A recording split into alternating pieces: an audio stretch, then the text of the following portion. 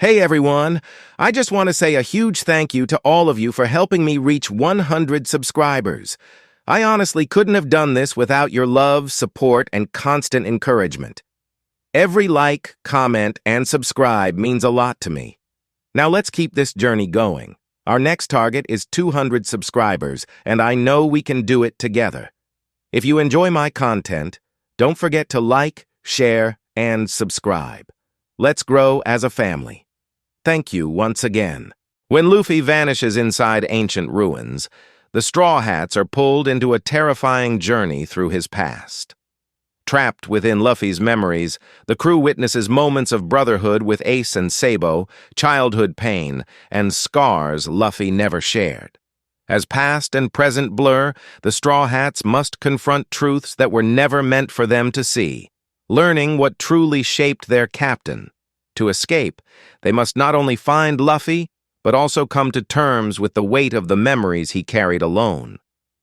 Disclaimer: this story do not belong to me.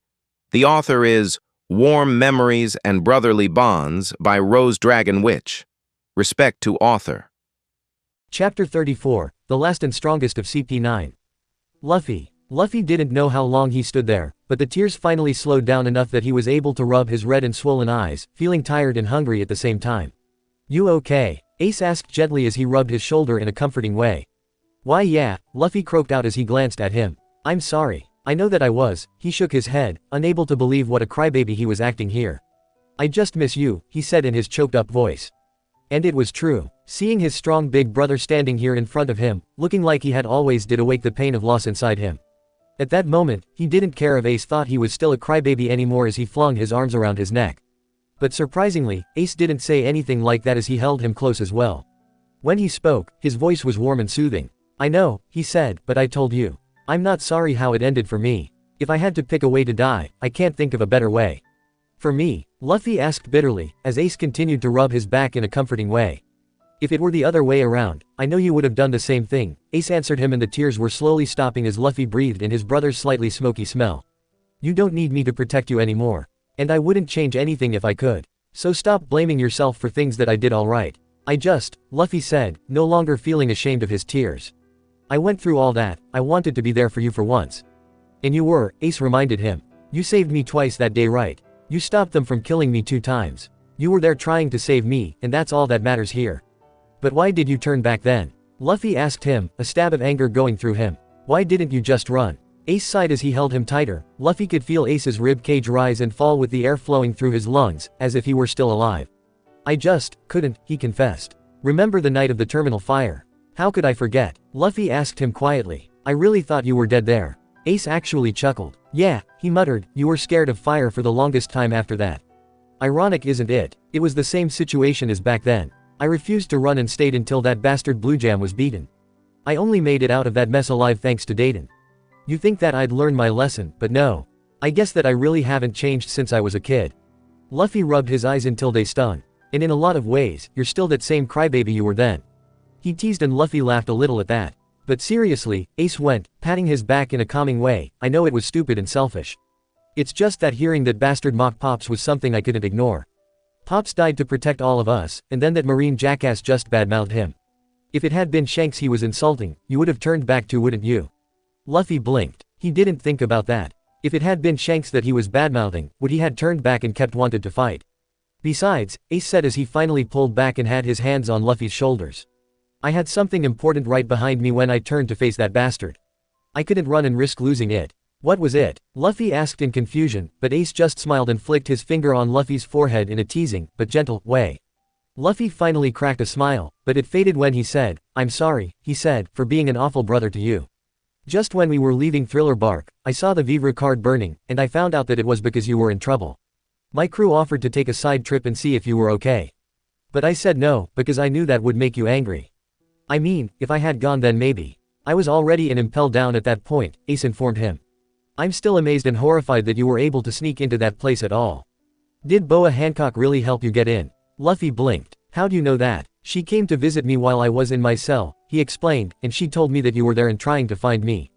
"God, Luffy, what were you thinking?" "I couldn't think of any other way. Luffy yelled at him. I couldn't live with myself if I just sat back and did nothing after I heard that you were in trouble. So I asked Hancock to sneak me inside there. Damn, Ace said, shaking his head, looking ready to laugh. Is there anyone you can't eventually win over? Huh? Luffy asked in confusion as Ace laughed even harder. Nothing, he said, shaking his head. But I can't tell you how scared out of my mind I was when I heard that. And I was so angry, I just wanted to beat your head. If Impel Down didn't kill you, I was gonna. He grinned at him as he asked, after all that, how could you ever be called a bad brother? Luffy stared at him before he hugged him tightly once more. To be able to yell and scream at him, to be able to apologize to him just once was more than he could say. He felt as if a great weight was lifted off his chest, like he had been chained to some sea prism stone and suddenly set free from it. In fact, it was so freeing that he felt lightheaded and he finally smiled a true smile. Ace chuckled as he pushed him back gently, holding him out at arm's length before he wiped the tears from Luffy's face. Feel better? He asked and Luffy nodded. I'm still mad at you for this, Luffy told him and Ace grinned. I'd be worried if you weren't, he told him as he let go and walked back. Now, are you ready to go on? We only have a little time left here, and we have to finish this fight before you have to go. You ready? Yeah, Luffy said, his heart beating hard again, his blood starting to race as he stood his ground and waited. Ace's eyes shone wildly and then he sent a stream of fire from the palm of his hand. Heat haze, he cried out and Luffy jumped up high to miss the flames. He was grinning again, feeling lighter than he had in a long time. He touched down as he coated his arm in hockey before he charged at his brother. Now that that's out of the way, I'm gonna kick your ass. He yelled. I'd like to see you try. Ace taunted as he held up his index and middle fingers of his hands, and pointed them at him like guns. His fingertips turned to flames and shot bullets of fire at him. You may be able to bounce bullets back, but try to bounce these babies. Fire gun. But Luffy just kept coming at him. He was going to beat him, he was going to show him how much he's changed. How he didn't need anyone to protect him anymore. He was going to do the protecting from here on out. I won't lose. He yelled as the fire came right at him. And I'm gonna prove it. Straw hats. That was amazing. Brook cried out, his skeletal face practically glowing at the sight of seeing Rocketman making that jump and crashed into the tower. You mean to tell me that you all came up with that on the spot? You couldn't have timed that better if you planned it out. I still don't know what the hell we were thinking, Nami said, shaking her head with that same smile on her face. That was the worst ride yet. I swear it was worse than the first time we jumped that thing. At least then we weren't hanging onto the front like that. It got us across, didn't it? Zoro asked. It served us well getting there. The first time, Frankie asked in confusion. What? Rocketman flew before that. It was just when we arrived, Sanji said in irritation, glaring at Zoro. The front doors were shut, and Mosshead here told that overgrown frog to bend that fence and then we went flying right over the gates. Oh, the pain, Usopp whispered to himself, making sure that Chopper didn't hear him, knowing that he would be asking what he was talking about since he was Sniper King at the time. Wow, Frankie whistled impressed. He wished that he had seen that. But what I liked most, what really touched my heart, not that I have one, yo-ho-ho-ho, is how you said that you really wanted to keep living, Robin-san, Brook said as he looked over to her. In fact, tears were forming from his empty eye sockets. It was so beautiful. To see such a bond. He broke down sobbing with Frankie once again as Robin turned her back on them all. But as Nami looked carefully, she could see a single tear running down the side of her face and she smiled in understanding. You going to be okay after seeing all this, Robin? She asked as she put her hand on her friend's shoulder. Yes, Robin answered, her voice calm as it always was, but Nami could just see the watery smile on her face.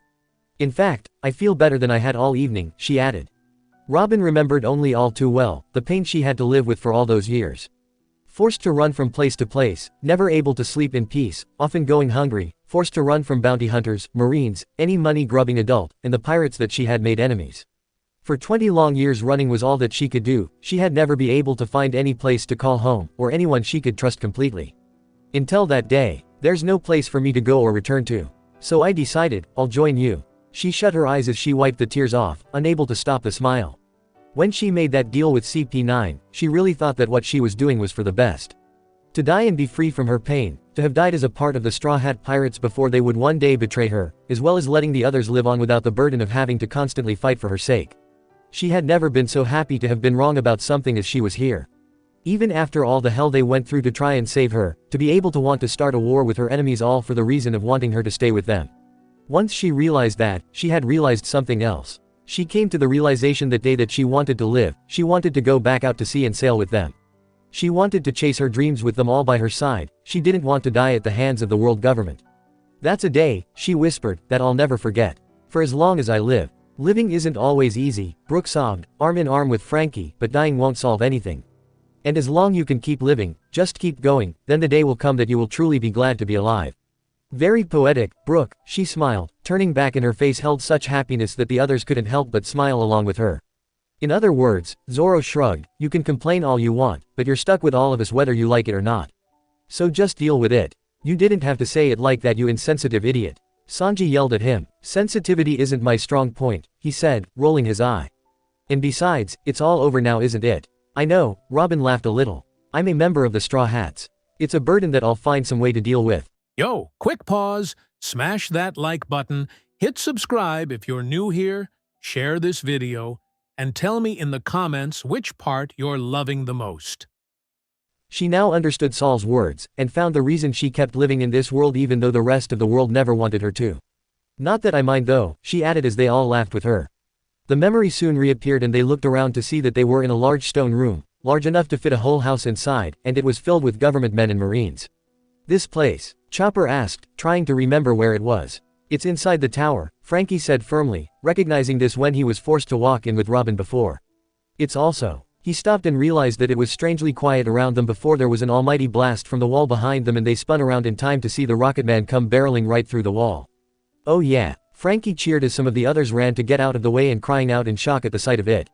They had forgotten that they were impervious to what was going on, but it still sent the fear of death through them when they saw the boulders to come flying at them and not feel a thing.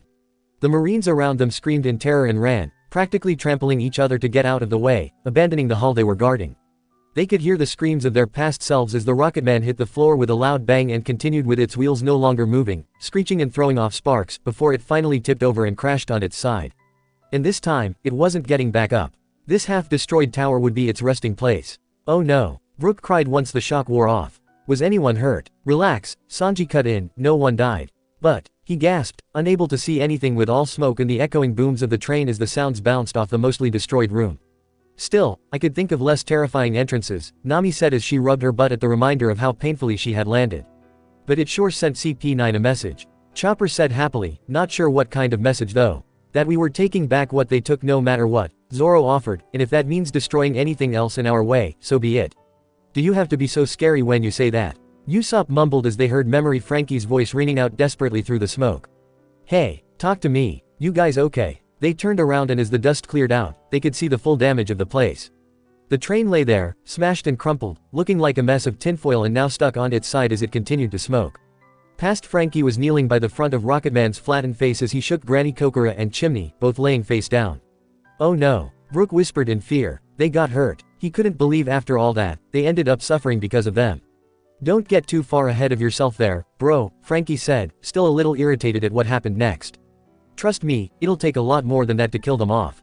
Wait for it, come on you old hag. Start moving and just what the hell do you think you're doing? Memory Frankie yelled, shaking them harder to try and get them awake, pulling a flat-out stupid stunt with Rocketman like that. I mean, thanks for saving us and all. Hey, you hear me? Get up. There were tears in his eyes. Please, don't die. Don't die you old hag. Nothing says, I care about you, more than you calling them an old hag, Nami said shaking her head, half amused and the other half annoyed. I panicked, he retorted as the three on the floor all groaned slightly and sat up in time for them all to have a slight trickle of blood dripping from their noses. Bloody noses, Kokura and Chimney both said with Gandhi mewing and Brooke fell over at those words. You're damn lucky a bloody nose is all you got. Past Frankie yelled at them. And it's hard to believe after all this, Chopper said incredulously, was that bloody noses were all they got. Chimney said that she was having the time of her life as they ran around the tower and we were fighting for our lives. Nami sighed, still unsure how she should feel at that. It's just like when Luffy was little, he'd probably be having the time of his life running around here too. Hey, maybe she'll join us next time we see her. Chopper offered happily. She'll be a hoot to have around, Sanji said, as he thought that over, and I'm sure that she'd be up for any adventure, but she's not exactly a fighter is she? Give her time, Frankie said with a laugh. She's tough as her granny. I don't know, Usopp said as he thought it over. Having our captain ready to go on any adventure is bad enough, can you imagine if there were two? Fair point, Sanji said thinking it over. We'd be dead in a week. But before anyone could think of a counter to that, a large pile of rubble behind them moved and they looked in time to see Luffy breaking right through it. Alright, he cried out, we made it. And then he let out a loud battle cry, sounding ready to take on everyone in the tower if he had to. I see that he's raring to go, as always, Nami said, a faint smile on her face. That idiot, what would they do without him? He had them all wrapped around his finger didn't he? And he didn't even know it. I guess he's fine, Memory Frankie whispered as Granny and the little ones got to their feet and were cheering at the sight of him, waving merrily before Luffy looked at them. Thanks for the ride across Monster Granny. Luffy called before he turned to the rest of the rubble and they could see their arms sticking up through it weakly. Come on you guys. Get up already. Luffy yelled at them, you've been through worse than that. You know, he's right, the current Frankie pointed out with a laugh as he remembered everything else he had seen. This was nothing for you guys. Oh, shut up, Sanji grumbled, it still hurt. At the end of the line, they could see Sanjay's arm twitching slightly, though they couldn't tell if it was from pain or anger. Oh, sure, he groaned out, with his voice muffled by the rock. That's easy for you to say. You're made out of rubber. We're lucky we not in pieces now after a crash like that. Yet despite that, they all ended up bursting right out of the wreckage, one by one, screaming just as loudly as Luffy had. See, you're all just fine, Luffy answered calmly. You know, Memory Frankie said shaking his head, you guys are a bunch of weirdas. Like you're one to talk. Nami said to him loudly. If we're weirdas what's that make you? S-U-P-E-R cool dude. He said proudly, giving them a thumbs up. No one on this crew is normal though, Robin pointed out in amusement. I'm starting to think it's mandatory that you're as different as possible to join up. A former pirate hunter who uses 3 swords, a degenerate ex-thief woman, a liar, a talking reindeer who transforms, a perverted cook and a skeleton with an afro, a woman who's been on the run for 20 years, a rubbery captain, and a cyborg, Frankie counted off on his massive fingers. Yeah, I can see why being weirdo would be a requirement. Who are you calling degenerate? Nami demanded. I felt I should point that out, Memory Frankie added when they looked at him. Luffy ignored him as he pointed to the staircase behind Frankie and told them that they had to move it if they were gonna find Robin. The rest of the crew blinked after him before they realized where they were before they went running after him. But they hadn't even made it to the doorway when they heard another voice. Not so fast. Everyone stopped dead and were looking around to try and find the speaker of the voice. Where? Brook began before Zoro pointed and they looked up to see that Fukuro was up in a corner of the room, holding onto the sides of the wall on either side of him. Who the hell is that? Luffy asked as they looked up at him. Annoying as hell. Current Frankie called, trust me. I know. Chapapapa, Fukuro laughed, and they were surprised to hear that he had a slightly girlish voice despite his bulky size. So you invaded the Tower of Law. There's no point in going on. You won't ever find Nico Robin. Lucci's already taken her to the gates of justice. Oh, and the chief's with them too. He seemed to have added that last part as a side note. Lucci's the one to be worried about, Current Nami said nervously, not forgetting what Robin said about him. If Robin was right, and she was more than convinced she was, then Luffy was up against a seriously powerful and dangerous person. The reason it took so long to finish the fight, and why Luffy was so injured. She remembered how brutal the fight it was with Crocodile, and she wasn't sure if she wanted to see another battle like that. Her past self looked frustrated at Fukuro's words, but then she smirked. Really? She asked, thanks for telling us where we should start looking. Fukuro seemed to realize what he just said. Chapapa, why'd I tell them that? He asked himself. They did call him the gossip-loving owl, or something like that, Robin said as she tried to remember. But, owls don't care about gossip do they? Sanji asked, blinking at that. Why doesn't he just zip up his mouth if he doesn't want to tell us anything? Chopper whispered as his past self whispered, he's not too bright. He doesn't need to if he's a trained killer, Zoro pointed out. That's all the government cares about. They don't want someone who's gonna question their actions all the time. I guess they wouldn't want someone too smart on their side, he remembered Lucci and Kaku and added, or maybe they just need people who are bloodthirsty. I guess that sums CP9 up, Robin muttered sadly. It doesn't matter. Fukuro went on once he recovered, I might have told you where they're headed, but I'm not gonna tell you how to get there. If we asked long enough, I think that he might have, Frankie pointed out. He's such a big mouth. In other words, he can't keep a secret to save his life. Sanji asked in surprise. Well, I'm not sure if that's better or dealing with a stupid wolf who lies almost as bad than Usopp. Hey, Usopp yelled at him, and you'll never make it past our CP9 agents. Fukuro said smugly, we've been given direct orders to eliminate you, Chapapa. You want Nico Robin? Then you're gonna have to fight your way through every single one of our agents if you want to succeed. And minus that Bluno character outside, Brook said worriedly, that still leaves 6 members right.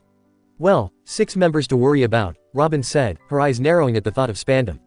Their chief was nothing more than a coward. I bet even a child could have taken him out. Duh, Luffy yelled up, I liked it better when you were telling us stuff we didn't already know. Yeah, I think that's how it usually works when we're dealing with the bad guys, Usopp sighed. Chapapa, Fukuro laughed at Luffy's words, you got some fire in you. Yo, quick pause, smash that like button, hit subscribe if you're new here, share this video, and tell me in the comments which part you're loving the most. But, he held up a finger, I've got one more thing to tell you. Well, say it, Luffy said, we're listening. Fukuro looked surprised by that. Ah, well thank you. Why is he thanking us? Chopper asked in surprise. I have a guess, Sanji muttered, he follows orders and that's it. I doubt that the government really cares about any of them. Almost feel sorry for the assholes, if they weren't such bastards. Ah, give me just a sec, Fukuro went on before he reached into his pocket and pulled out a small key. Take a look at this. A key? Memory Chopper questioned. Oh, Brook said, you mentioned something about keys before. So, these keys are important. Understatement, Nami said as Memory Sanji asked what the key was for.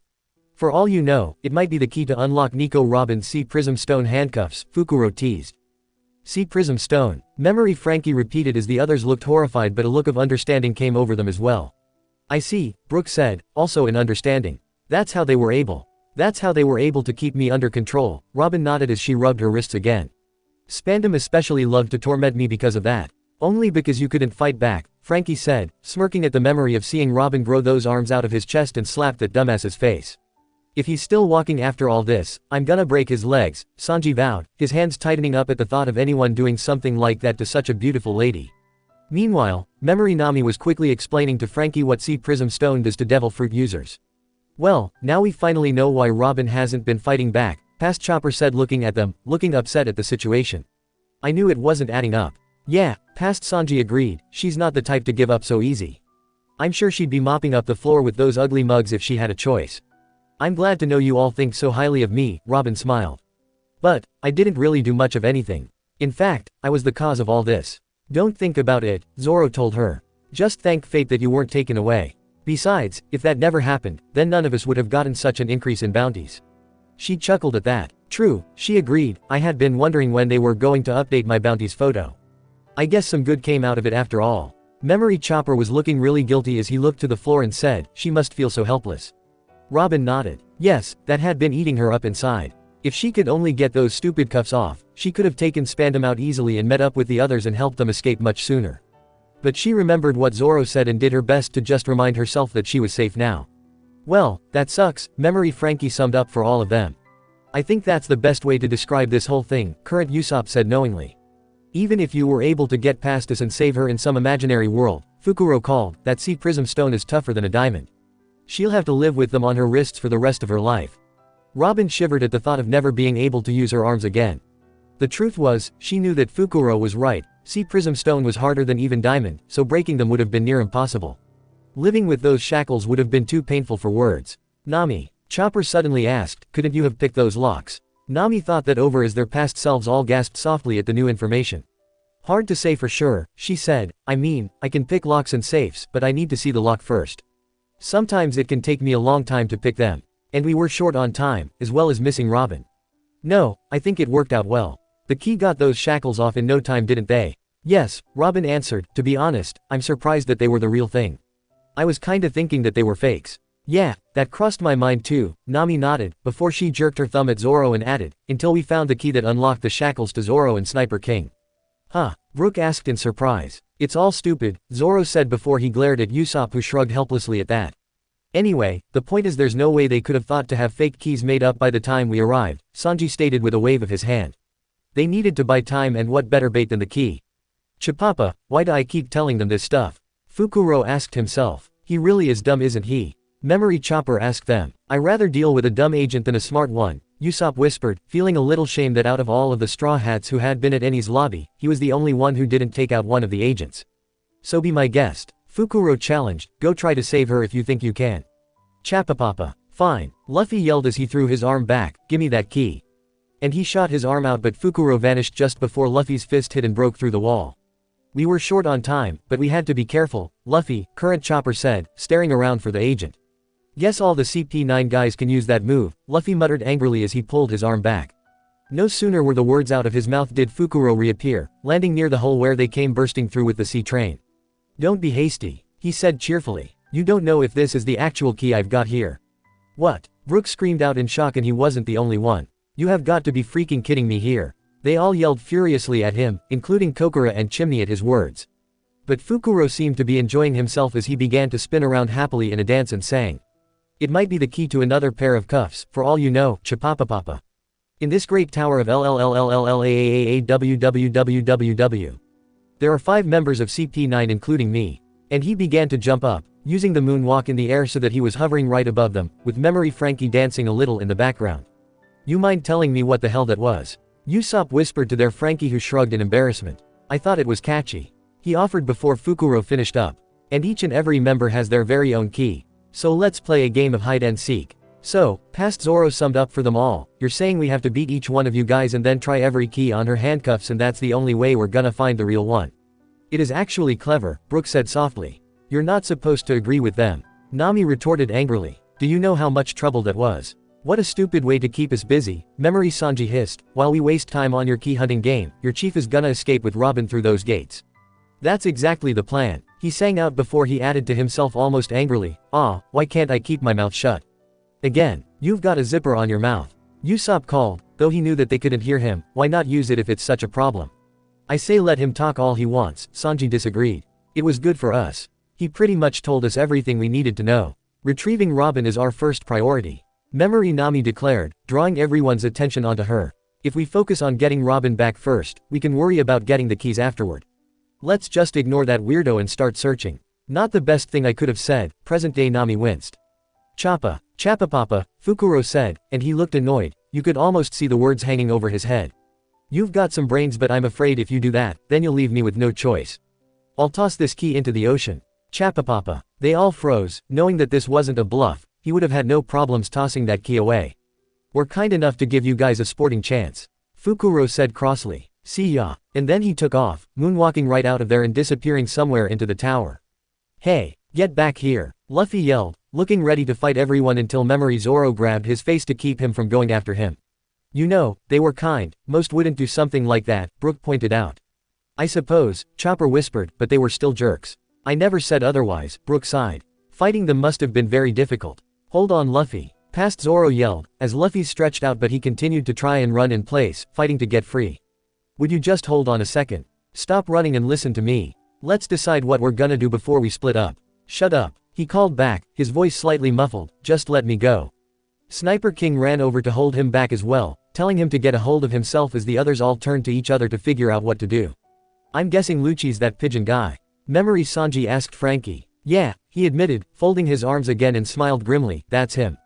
I never liked that guy, Current Frankie stated. I never trusted anyone who let someone else do all the talking for him. Technically, he was talking the whole time, the pigeon was almost like a prop I guess, Robin offered. He never once moved his mouth. Frankie called out, that's not normal. From what that freak told us, he's the only one they got guarding Robin. Past Sanji went on thoughtfully, our best bet would be to send Luffy after him. Both Zoro and Sniper King were having to fight to keep Luffy from running off, but they wouldn't be able to hold him back for much longer. Luffy, past Sanji asked, since you're raring to go, you can go hunt down that pigeon guy. It was hard to tell if he heard him or even understood, but he was running even harder and was just about to break loose, and he kept chanting at them to just let him go. You better hurry, Sanji, Usopp pointed out, remembering how it felt like his arms were about to get ripped off with the effort. As if he heard him, Memory Sanji turned back to the others. Excluding Luffy, we got a head count of 6, he said that there's only 5 CP9 agents with keys. So I say we spread out, take them down, and then met up with Luffy. If memory serves me, I think it was the number 5 key that we needed to find, Current Frankie said as he thought it all over. Who won that one? That was me, Zoro said, feeling glad that he could do something that was sure to make the cook angry, typical that the strongest in the tower had it. Thank you, Zoro, Robin smiled at him. And Zoro was right, Sanji looked ready to start bursting into flames over the fact that he couldn't be the one to win the right key. But that wasn't important anymore. Their past selves were all nodding in understanding as Sniper King said loudly, if they drag her through those gates we'll never get her back. It's a race against time. And we were wasting it by standing around talking, Current Zoro commented as his past self finally let Luffy go, who ran Sniper King down and charged ahead with the others all splitting up and running off in different directions. Zoro heard his past self call out before they went running after Luffy, take him down or die trying. Good luck. They heard Chimney call happily as they went running up the stairs and watching how Luffy was now running around like a maniac around the tower. I forgot that this place was like a maze, Nami panted, finding anything here was such a pain. Most of the rooms were empty anyway, Sanji growled as he remembered trying door after door only to come up empty. Just a waste of space. It was made to intimidate the criminals who come through, Robin answered. They must have taken Robin this way. Luffy panted to himself, they couldn't have gotten ahead. I'm not gonna let them take you through the gates of justice, Robin. and they followed him. He went up flights of stairs, and down several of them, dashed across hallways, getting his head caught in strange places. It was a madhouse. "Quit hiding from me, you pigeon-loving jerk," he screamed out in frustration as he kept going up. "Come out. If he isn't angry enough to fight Lucci before, he will be now." Chopper panted, his tongue rolling out of his head as he was struggling to keep up. "Why do we always have to run though?" "Well, we didn't have time to just walk," Sanji offered before they finally found their way up to the top of the tower and were in the room that led to the balcony. It had to be because they could see the giant holes in the window.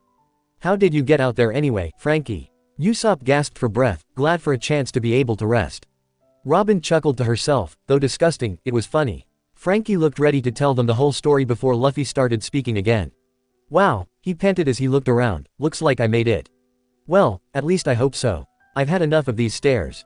He ran further into the room. "Robin, hey Robin, it's me." Getting frustrated, he ran to the balcony where she had been standing not long ago. He jumped up to the ledge and continued shouting, "Hello." He didn't honestly think that you'd still be there, did he? Sanji sighed. They couldn't have gotten too far though, Nami said, looking around, worried of where they were going to next. He caught up to them soon enough, didn't he? If it wasn't for Lucci, he would have, Frankie said. He was waiting for him inside the tunnel. Tunnel? Brook asked. Damn, too late, Luffy said, glaring around. Guess they left already. That jerk, his eyes narrowed, clearly thinking of Lucci before he seemed to have an idea. Oh, wait a second, that's right. It doesn't matter because I know where they're going. All I gotta do is head to the gates of justice and I'll catch up to them in no time. Glad to see that he's using his brain, but where's the entrance again? Zoro said as Luffy jumped down through the window. The memory faded slightly for only a moment before they were back on the ground and behind the tower, and they could see the gates of justice right in front of them. Luffy was standing at the edge of the water where they could see massive whirlpools swirling around violently, but no way across. No walkway. Brook said, I can't believe my eyes how big those whirlpools are. Oh, I don't have eyes. Yo-ho-ho-ho. There's a secret passageway, Nami said, looking around, but how did he? But before she could finish, Luffy ran over to a small rowboat and jumped in. Is he nuts? Usopp yelled out, as Luffy began to row out, he'll never make it.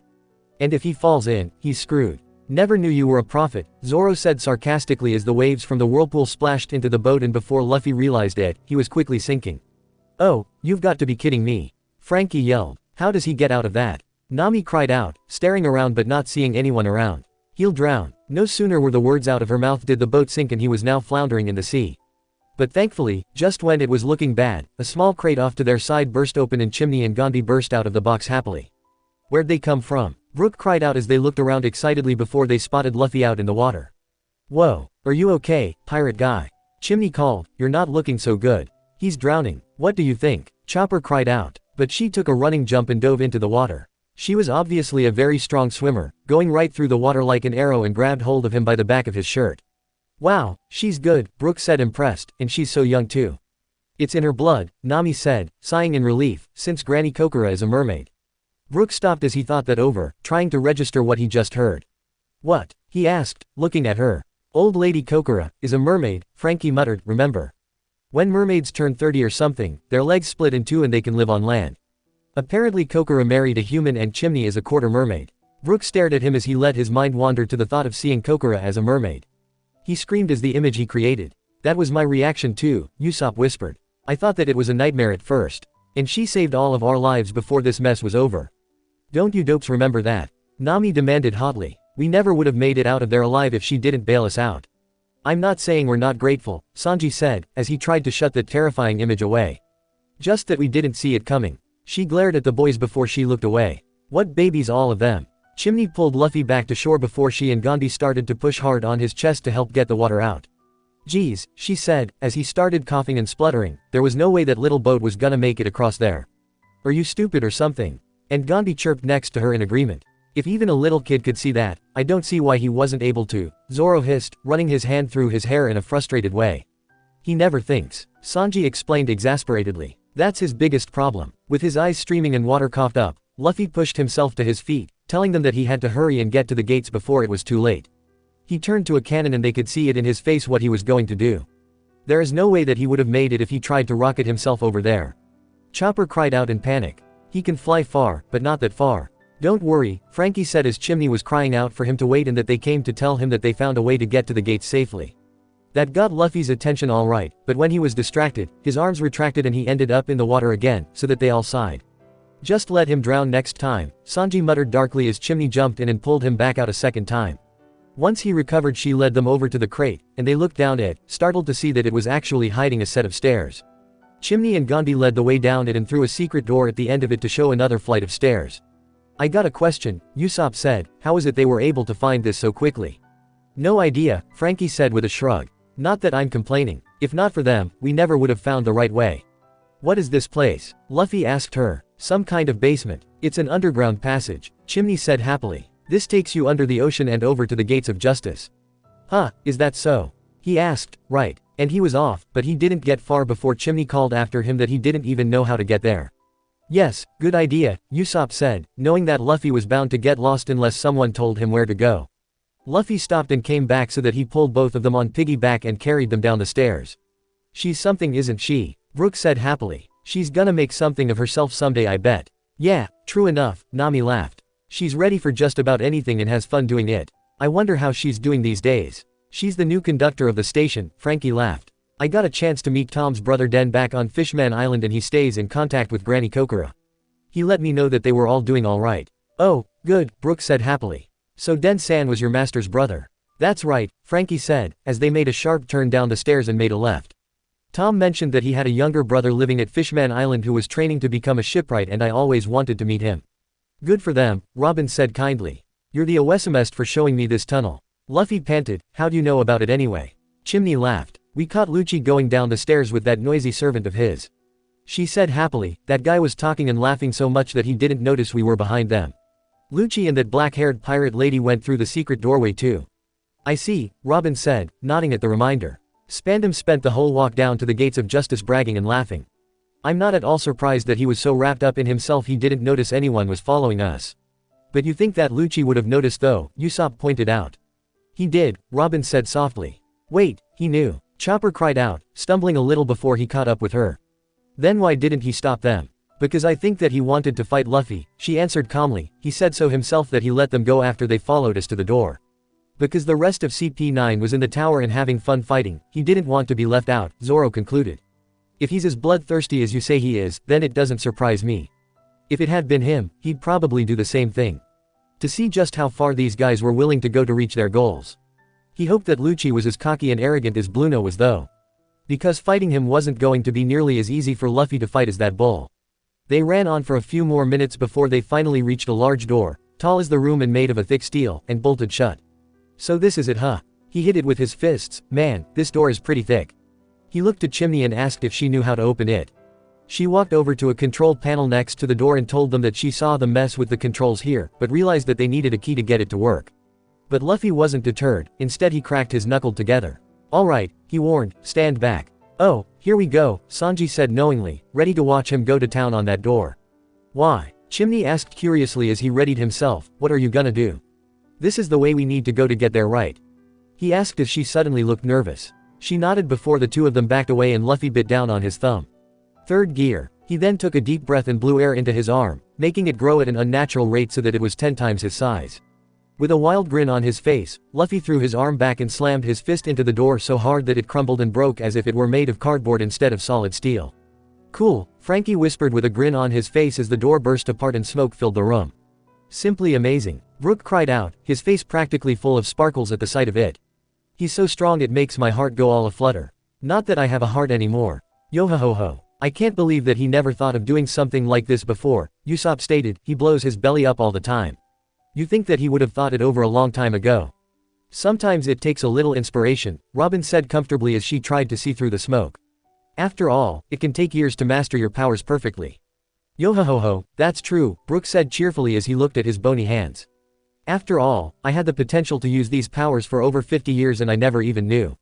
It's open, they heard Chimney whisper, and by the time the smoke finally cleared, they could see Luffy down to his child-sized form. I forgot that used to happen to him, Nami said with a sigh, as the others laughed. Though he does look cute like that, she could never take him seriously when he looks like that. It doesn't happen anymore, does it? Frankie asked as he snorted with laughter. I mean, he's using his gears a lot more often, but the side effects aren't anywhere near as bad. We really owe Rayleigh for whatever he taught Luffy over the last 2 years, Sanji stated with a shrug. Alright, Luffy said in a squeaky voice that caused another round of laughter, time to head out. No way, Chimney screamed as she and Gandhi freaked out at the sight of him. How'd you make yourself all tiny? Luffy ignored her as he headed right down the path as if he had this planned out. Still chuckling to themselves, they walked after him. Even though he was running, his tiny legs made it so that he couldn't go very fast. You sure are funny, Mr. Pirate Guy. They heard Chimney call after him. It was just a short time though before Luffy began to grow, like watching grow up all at once, and soon he was back to his normal size. Alright, he cried out, back to normal. Hold on, Robin. He breathed hard. Stupid pigeon guy. I can't wait to kick your ass. I have to say that I'm looking forward to it too, Sanji said firmly. Screw this whole tower, it was a nightmare running around. Speaking of which, Brook asked, what about all of you? You were alright, weren't you? Well, Nami answered, we all split up and were running around the tower looking for the agents. If you think this place is big on the outside, it's even bigger on the inside. It was so annoying trying to find anyone. It didn't take me long to find Kaku, Zoro grinned. You probably got lucky, Sanji said firmly, that's all you're good for. Not at all, Zoro said with an evil grin, my swords were thirsty, for the taste of blood. And they led me right to him. Chopper and Usopp both turned white at his words and the wicked look on his face and ran a little faster to put some distance between them and him. Psycho swordsman aside, Nami sighed. I've always wondered just what happened to everyone in that place. She looked to Robin, why don't we start with you, Robin? What happened after you were taken from us? Robin sighed, but she did explain about how Spandam dragged her off to the gates of justice through this very tunnel, but before that, he told the other agents that they had permission to kill all the others. Scared that they would catch up to him though, he made Lucci come with them to protect him. I don't get it, if he's so weak, how come he can boss that pigeon guy around? Chopper gasped. Lucci does whatever the government tells him, Robin answered, and thanks to his father's connections, Spandam was made the leader of CP9, and so Lucci does what he tells him. Though if what I heard about him is right, then that might not be such a good thing anymore. What do you mean? Zoro asked her in confusion, but she shook her head. Later, she said, I think it's better when I tell you what I know about them after this is over. What about that weird sword of his? Frankie said, thinking back, it turned into an elephant, right? An elephant who ate a devil fruit. Chopper asked. Funkfried, Robin answered. And no, according to Spandam, it's the other way around. He claimed that it was once a sword that ate the elephant fruit. Like when that Mr. Four and that mole woman said a gun ate a devil fruit. Usopp said, thinking bitterly of that thing. I still don't get how that's possible. How can an object eat a devil fruit when it doesn't have a mouth? No idea, Robin confessed. It's something that you'd have to ask Dr. Vegapunk. Well, Frankie said, pointing a thumb at himself, I was stuck looking for the kitchen. And he told them about how he used up almost all his cola supply and was trying to find some to refuel. But when he finally found the stupid place, he ended up running into that Fukuro bastard. Rotten luck, Nami panted as she also added that she met up with that Kumadori guy in a part of the tower that looked like a dungeon. But he was so loud and annoying, barely able to speak in long, drawn-out sentences. She was easily able to steal the key off him without him noticing, but the real problem was that he kept chasing after her before Chopper came to her rescue. Did you, Chopper? Not bad, Zoro said as Chopper blushed and rubbed the back of his head. It wasn't anything special, and just for telling me that, it won't make me happy, so don't bother. He cried out, that big grin on his face and almost skipping along. And you, Zoro-san? Brook asked curiously. Like I said before, he said, I found Kaku easily enough in some kind of study. And he told them that Kaku claimed to be the best swordsman in CP9, so it only made sense that the two of them fought. But what really surprised him was that Kaku used a four-sword style by using two swords and his legs with the Tempest Kick. They were having a real fight before the idiot transformed into a giraffe. But the weight was too much and they ended up crashing right through the floor. I'm actually impressed, Robin said. After all, he only had eaten a devil fruit shortly before you all came bursting inside, but he was able to get control of it. Khalifa also had one as well. I guess that it was their reward for their successful mission. But I suppose that it would be difficult for him to have complete control over it right away. Nami said. Khalifa sure seemed to have control over her powers. Yes, but that's had to say for sure, Robin agreed. Oh, so that's what happened, Usopp whispered before he cleared his throat and said that Sniper King told him how he was fighting with Jabra, who transformed into a wolf, and the ceiling broke apart and the two of them crashed through. Really? Chopper asked. I remember that. I saw Sniper King and Zoro running from them. You were running? Brook asked in surprise. Hey now, it's not my fault, Zoro said bitterly before he gave Usopp a hard hit on the head. Ow, what was that for? Usopp yelled out angrily. Since Sniper King isn't here, you'll have to do. Zoro retorted angrily. He then snarled to the others that how ridiculous Kaku looked. Everyone was distracted, and when Sniper King tried to help, he ended up making things worse by accidentally cuffing him with some sea prism stone cuffs because his aim was ruined when he laughing at Kaku. And because he was so annoyed that everyone was laughing at him, Kaku lost his temper and used his Tempest Kick to slice right through him, torn in half. So he was the one who did that. Nami asked, remembering seeing the damage. Amazing. Brook said in awe, he was really able to cut right through the tower. Don't sound so impressed, Zoro said in annoyance. I went to help Sniper King and when we knocked together, he got cuffed with the other half of the shackles. Oh, so it was Sniper King's fault it happened, Nami said darkly, giving Usopp a hard look. Hey, Usopp exclaimed, Sniper King told me that he was just trying to cuff the devil fruit users with those things. If it had worked, then you'd be able to take them out no problem, Zoro. I didn't need them to be handicapped to beat them, Zoro said in annoyance. That comes off as cheap if you ask me. Usopp stopped and looked away embarrassed before Zoro went on about how they found out that the keys and the cuffs were all numbered so that they knew which pair went together.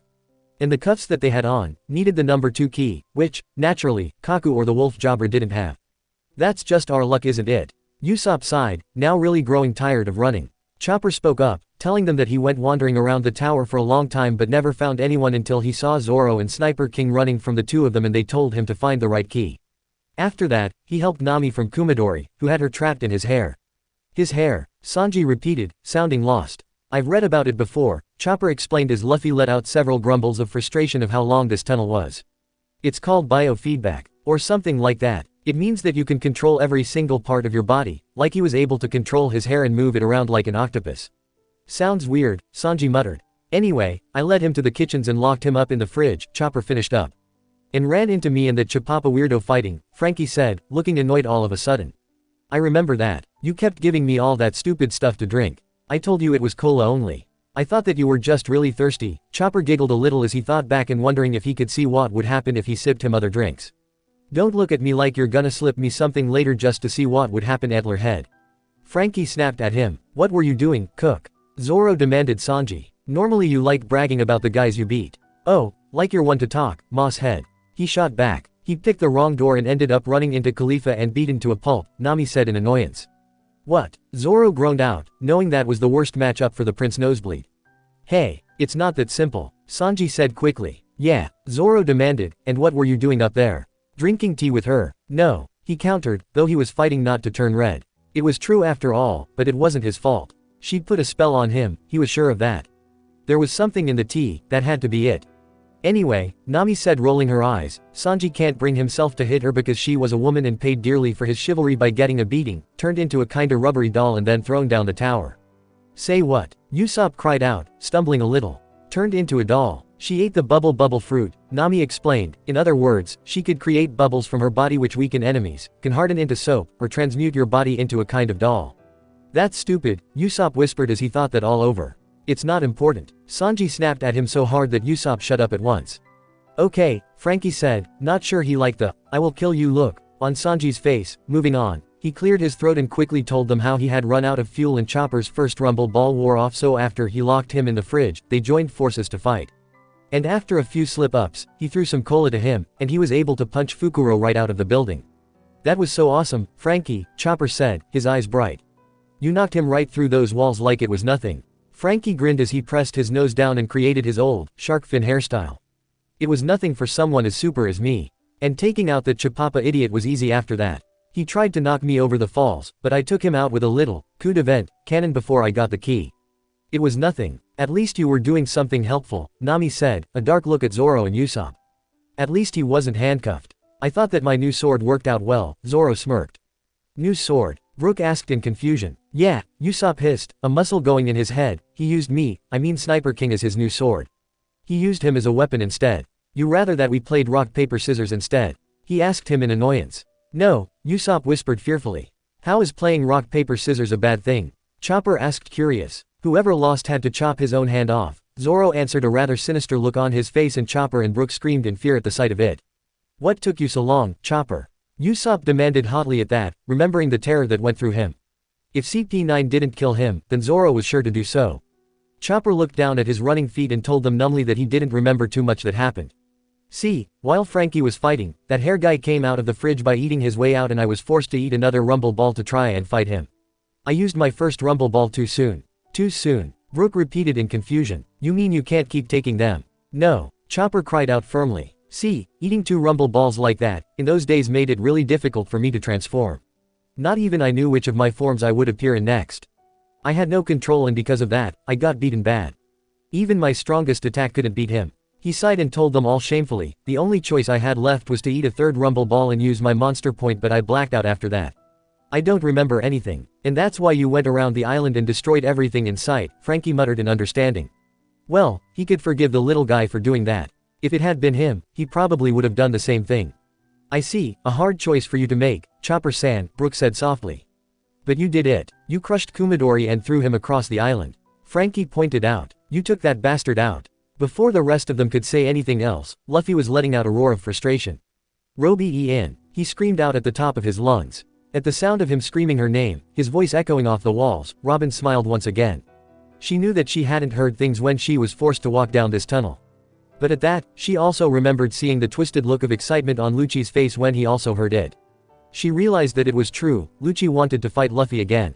Whether it was to see how far Luffy would be able to go, or simply to satisfy his bloodlust, she didn't know, but that was the reason he let Chimney and Gondi go.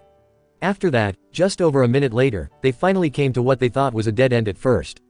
But when they got closer, they realized that it was a large doorway blocking the path. "A door," Luffy panted when he saw it. "Well, at least it doesn't look like it's made of iron this time." Frankie chuckled, knowing exactly what he must have done, and he was right. With another battle cry, Luffy put on an extra burst of speed and kicked the door in. He hit it with such force that they went flying through it with a crash, knocking the door clean off its hinges. "Yo-ho-ho-ho. No one can beat you when it comes to making a grand entrance," Brook said proudly as they went dashing through the doorway. The first thing in it was that they were in a large room that was filled with crates, obviously some kind of storage area, and with a familiar figure sitting up on one of the crates with his pigeon on his shoulder. At the sight of him, there was a chill going through each one of them when they saw his cold, merciless eyes. But what really set them off was the dark smile on his face, like how a monster cat would look when it spotted its prey. As soon as Luffy saw him, his eyes narrowed and he gritted his teeth. "I found you, pigeon bastard. I still don't know if that's a good thing," Usopp whispered as Chopper nodded firmly by his side. Lucci tilted his hat up, and smirked down at him in amusement. "Glad you could make it," he said, and they could hear traces of a purr in his voice. The murderous look in his eyes appeared to be even more sinister. "He's giving me the creeps," Nami whispered, hoping that Luffy knew what he was doing here. Lucci calmly jumped from the crate and stepped lightly onto the floor opposite of Luffy. "I must admit," he answered, and there was a little more respect in his voice than there had been before. "I underestimated you. I never imagined you could have made it this far. And by yourself no less. What are the rest of us?" Sanji demanded. "Chopped liver. Who says I'm by myself?" Luffy answered, and Sanji felt more appreciative at that. However, Lucci looked curious to Luffy's words. "I couldn't have made it here without my friends," Luffy answered, "and even if I could, I wouldn't want to. But you wouldn't understand that because all you people think about are yourselves." "You tell him, Luffy." Chopper cheered. "Again, you could take a humility lesson or two from him, Usopp," Sanji offered. "What?" Usopp demanded. "I'll have you know that no one is more humble than me." "You just proved our point, Usopp," Zoro pointed out. Just then, Lucci pulled out a baby transponder snail from his pocket and they saw that it was ringing. "I hope you can excuse me for a moment," he added, "this won't take long." He turned to his side and looked directly at the snail as they heard the voice on the other end yelling, "Hello. Hello. What is it, Chief?" A female voice answered, and they knew that it was Khalifa. "Oh, now I get through," Spandam said in irritation. "This was the one I was trying to use. Not that it matters anymore, there's no turning back now. I pushed the button. Of all things. What did he do?" Brook asked, though he had a horrible guess in mind. "I triggered the buster call." Spandam shouted in annoyance. "That idiot pulled out the golden transponder snail and pressed the button by accident," Robin whispered with disgust in her voice. "And he refused to call it off because he didn't want to admit that he pushed it." "What a dumbass," Zoro said, rolling his eye. And he wasn't the only one who was looking annoyed. Lucci looked very much the same way. But he didn't say anything as they continued to listen. They heard Memory Robin's voice yelling as well, "You have to cancel it right away. Don't you realize what you've done? Stop it immediately." "Hey, that's Robin's voice," Luffy said in surprise, with Lucci still ignoring him. Memory Robin's voice continued on screaming, "Everyone is going to die. Everyone." Brook gulped at the thought. "Cancel it. Pa, are you kidding?" Spandam demanded with a taunting laugh before he said, "Who the hell do you think you're talking to? You can't boss me around." "I'm sure I could if I ever get my hands on him," Sanji snarled, punching his fists together. They heard Spandam laughing again. "And so what? I mean, what's wrong with the buster call anyway? There's no reason for me to get worked up over this. Making that call was well within my power. I am the chief of Cipher Pole number 9 after all. To ensure that your transfer goes over smoothly, I requested a buster call. There's not a thing wrong with that. You wouldn't be saying that if you were still on the island," Current Robin said, shutting her eyes and hearing the sounds of cannons from her memories that made her insides freeze. "Who cares if it's a little overkill? Spandam asked, better safe than sorry, it's a small price to pay to make sure those pirates get eliminated. Small price. Chopper screamed out in outrage. He's gonna kill all the other soldiers and people on the island. And there are a lot more of them than us. That, my friends, is how absolute justice rolls, Frankie said furiously. They don't give a damn how many people die in order to get what they want. But that's beyond cruel. Brooke gasped out. Unfortunately, he's right, Robin said sadly, opening her eyes. Willing to destroy whatever they consider to be evil. Pirates, in their eyes, are all evil to the core. And therefore, they must die. That is how they think. Like their methods are any better. Nami said angrily. I mean, they can be just as bad, or even worse, than any criminal. This is their mindset, Robin sighed. Listen, and I'm sure that he'll be more than happy to go into full detail about it. Her past self was yelling, sounding close to screaming, as she cried out, you're a fool. I told you before, that won't be the end of it. This is an attack without mercy. Without humanity. The Buster Call would burn everything on Eni's lobby to the ground. The people, the buildings, even the island itself. It will sacrifice anything and everything in its path. The nightmare won't end until nothing remains. That's the power you're invoking. If you had any idea what happened to O'Hara years ago, you would not be doing this. Was it really that horrible, Robin? Usopp gulped at the thought. Robin was tough as nails. She had faced all sorts of enemies during their time together and she never flinched. The thought of the Buster Call when it destroyed her home, then he shook his head. Yeah, thinking about it, if he saw his home island and everyone who lived there killed. That would mess with his head. He almost lost it once before, didn't he? When Kuro and his men came to the island. I prefer not to remember that day, she said darkly. No one dared to say anything else as they heard Spandam's voice going on, practically bursting with laughter. The government is well aware of the sacrifices involved, he bragged on, that's how important this mission is. Since Cutty Flam burned the blueprints for Pluton, we can't afford to make a mistake. Please, they've made their big mistake by taking Robin in the first place, and their second mistake by underestimating all of us, Sanji stated. They've already lost here. You're the last hope we have for reviving the ancient weapons. Spandam cried out, we're talking about a whole military power that can turn this whole era upside down. A future with him in charge is not what I have planned, Frankie said, fully understanding why Tom and all the other shipwrights who carried the blueprints all these years kept them hidden. If they fell into the hands of a power-hungry dumbass like Spanda, then the world is screwed. Even if we have to sacrifice a few thousand soldiers, it's better than letting you slip out of our hands again. I know the consequences, I just don't care. Spandam laughed hysterically. He's mad, Brooke said as Chopper and Robin nodded with anger in their eyes. He is, and I should know, Frankie growled, he framed Tom years ago. And it was because of that he was sent to impel down. He did what? Nami yelled in shock. They all stared at him as he glared at the transponder snail, having the urge to break that bastard's face in all over again. Don't think of it as murder, it's a sacrifice to protect the future, Spandam said, and speaking of protecting the future, my promotion is depending on this as well. Murder is still murder, Zoro said darkly as they all felt rage going through them. His damn promotion means more to him than every single person on this island. What scum? Think about this. Human lives are at stake. Memory Robin screamed desperately. Allow me to remind you, CP9 can kill in the name of justice, Spandam stated smugly. Therefore, if we think 100 deaths are needed to save 1,000 lives, then we will kill those 100 people without question. Brooks' hands clenched tightly on his cane. He remembered fighting that Ray Fishman during their trip to Fishman Island and how he was killing his own men. He couldn't stand people like him. Like he said before, he couldn't even stand the smell of them. Not that he had a nose. But he was too angry to make a skull joke to it. Absolute justice has been known to drive a person to madness, Robin said, remembering the words that Aokiji once said to her when he decided to let her go that hellish day. He spoke the truth back then, however. She just wished she knew what went on in that man's head sometimes. As for Rob Lucci, his own eyes were narrowed, probably preferring other methods to end this fighting rather than risk destroying them along with everyone else. For true justice, you must be merciless sometimes, Spandam continued to brag on. Well, you're a heartless, soulless bastard who can't do anything on his own without wetting himself, Frankie said, rolling his eyes. God, he hated this guy. Besides, if those idiot soldiers couldn't even stop a few pirates from invading a government base of this size, then they're better off dead anyway. Spandam laughed again. I can see why they put him in charge, Robin said darkly. They want someone with such an ugly soul who doesn't mind doing anything to get the job done. I'll be very surprised though if they still let him stay in the Marines after he said all that. What do you mean? Brooke asked before memory. Robin's voice asked, I think the line is still connected on your transponder snail. Huh, he asked. You mean that thing was connected the whole time and he never realized it? Brooke asked as Frankie roared with laughter at how dumb this guy was. And not only that, Robin said, but the entire island, everyone on it, heard every word. There was a long silence from the other end before Spandam screamed out, oh, you have got to be freaking kidding me. They all had deadpanned expressions and some of them slapped their own foreheads in exasperation. Idiot doesn't begin to describe this guy, Zoro said, one of the people who had smacked his face. Seriously, what was the government thinking putting that moron in charge? Everyone heard all of that. Spandam continued to scream. What did you think? Nami demanded, wanting to just slap this guy. If you had the snail in your hands and was talking, what did you think would happen? They could all hear Spandam clearing his throat before he said jerkily, by the way, this is Straw Hat Luffy speaking by the way. That has got to be the most pathetic thing I've ever heard, Sanji said as some of the crew fell over when they heard that.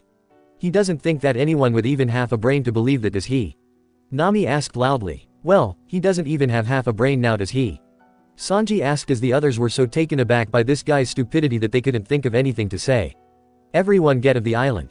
Hurry. Memory Robin's voice screamed, a buster call has been invoked on Eni's lobby.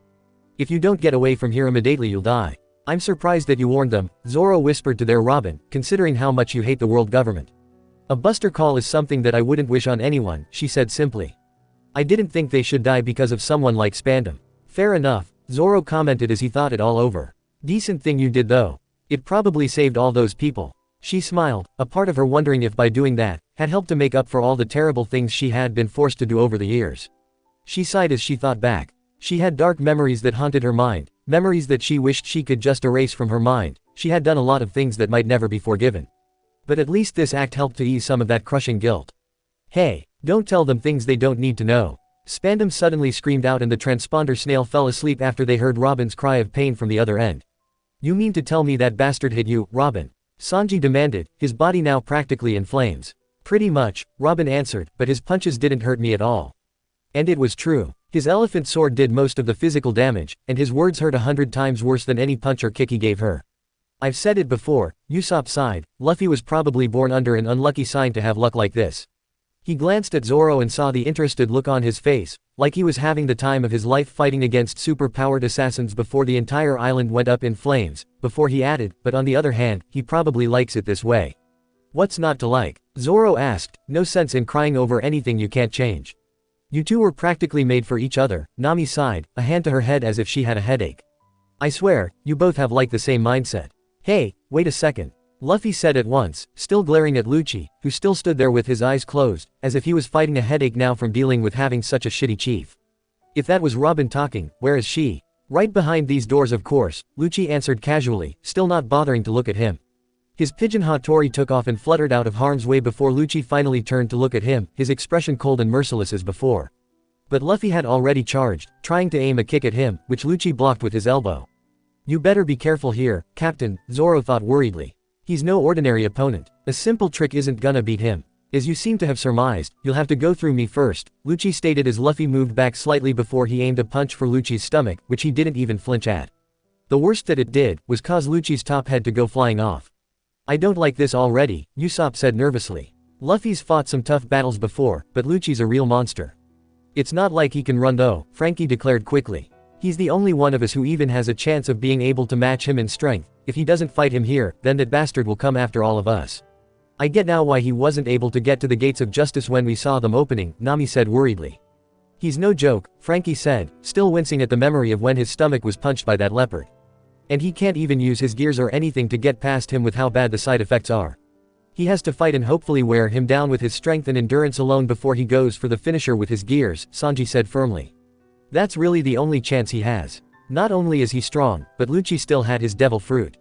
Chopper gulped, fearful of seeing that guy in his leopard form again. I treated Luffy after that fight, and I don't think I've ever seen him push himself so far through physical force like this. I hate to see how strong Lucci has gotten if he survived Eni's lobby, Zoro stated, thinking it over.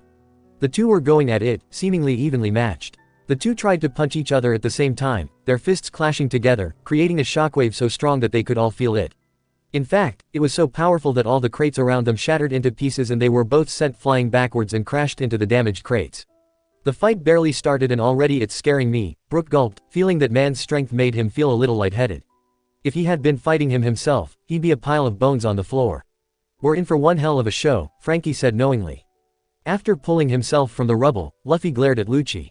Out of my way, he said venomously. I'm not gonna let you keep me from Robin any longer. Say what you like, Lucci said, looking amused by that last attack.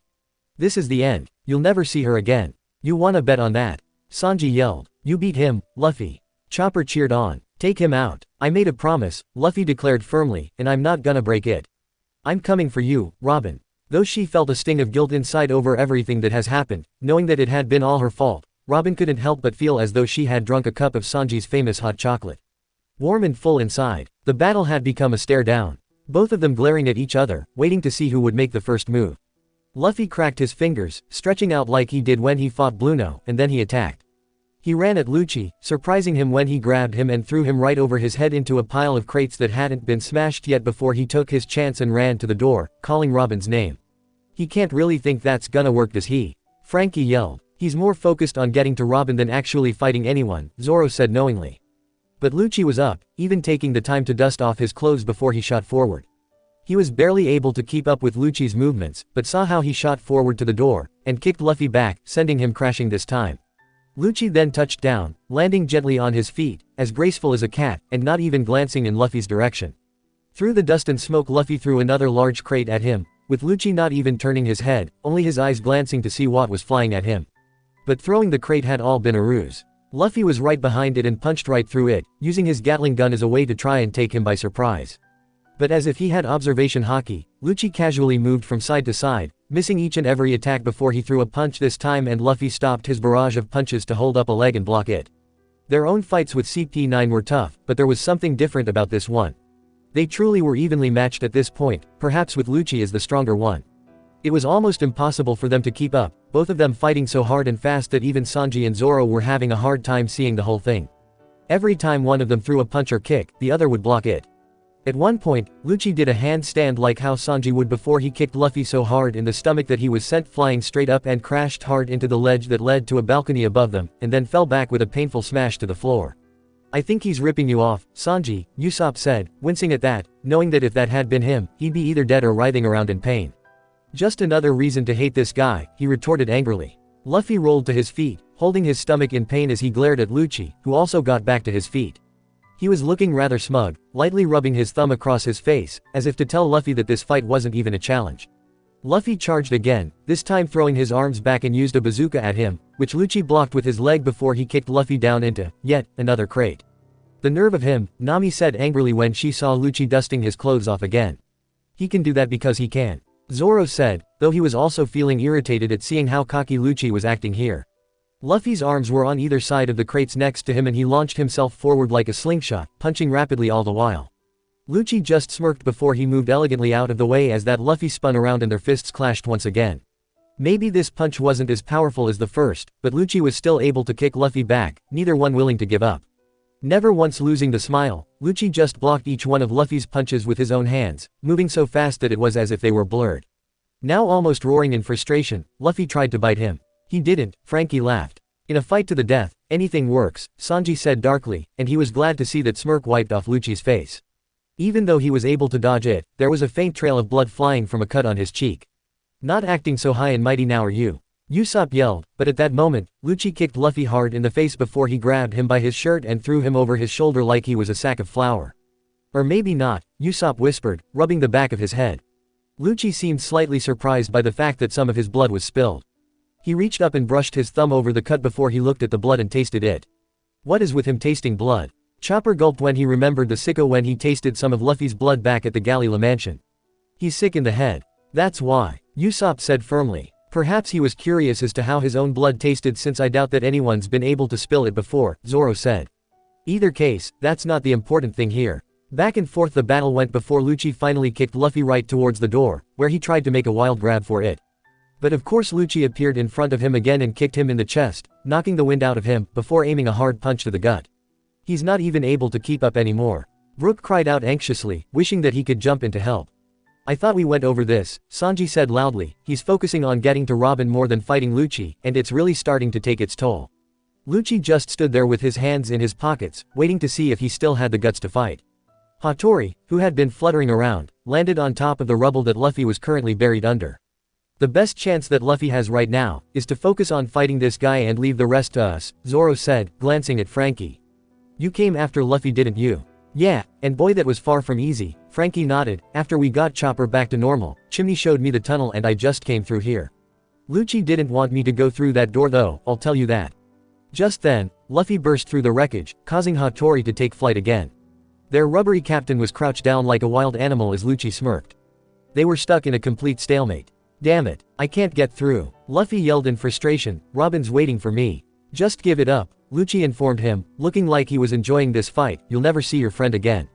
This is as far as you're gonna get. Luffy growled in anger before he went and threw another punch. This time Lucci blocked it with his foot before he used his other leg to kick Luffy's chin upwards, and then kicking him so he flew backwards. But Luffy landed and ran forward with a Gatling gun. However, he might as well tried punching the wind for all the good it did. They only saw slight flashes of Lucci almost dancing around to avoid the onslaught. That isn't going to work on me, he smiled evilly, grabbing his hands and pulling him backwards like a lasso and sent him knocking into the destroyed boards. That's what Eneru did, and he's not even using haki. Brook cried out as glared at Lucci from where he lay, spitting out blood. I hate to see what he could do if he could, Robin said nervously. Hasn't it sunk in yet? Lucci asked, the purr back in his voice. You can fight as hard as you possibly can, but I am not going to let you through those doors. No, Luffy countered, you're wrong. 'Cause no matter how hard you fight, I'm still gonna get past you. You don't need to, bro. Frankie yelled, punching the air. Just hold him off for me and I'll take it all from there. You're sure taking your sweet time to show up. Nami called. Though, thinking about it now, she supposed that it wouldn't it? I doubt that we'll ever agree on this, Lucci said irritably, so that there is no sense in discussing it. And I don't have time for talking anyway. Luffy yelled, throwing himself forward again. Gum Galding. But again, Lucci was sidestepping each hit, Luffy growing more and more irritated as he spun in the air. Stamp, he hollered, putting his foot down before he swung the other leg, whip. When Lucci moved, Luffy put his feet together. Spear. But when he came flying at him, Lucci punched his gut once again and hit him into the ground so hard that he left a large crater there. OWW, Brook winced sympathetically. He sure knows how to take punishment, Frankie said as Luffy popped out of the hole.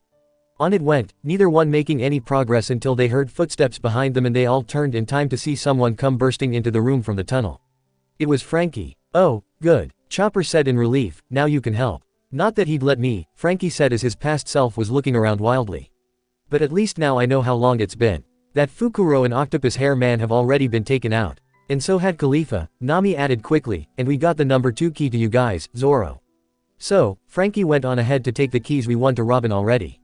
Which means that we should still be fighting the wolf and the giraffe back in the tower right about now, Sanji nodded in understanding. Glad that we're caught up with all that. And you must tell me more about what happened after this, Brook said firmly. Did I make it? Memory, Frankie yelled before Luffy was slammed into the wall right next to him.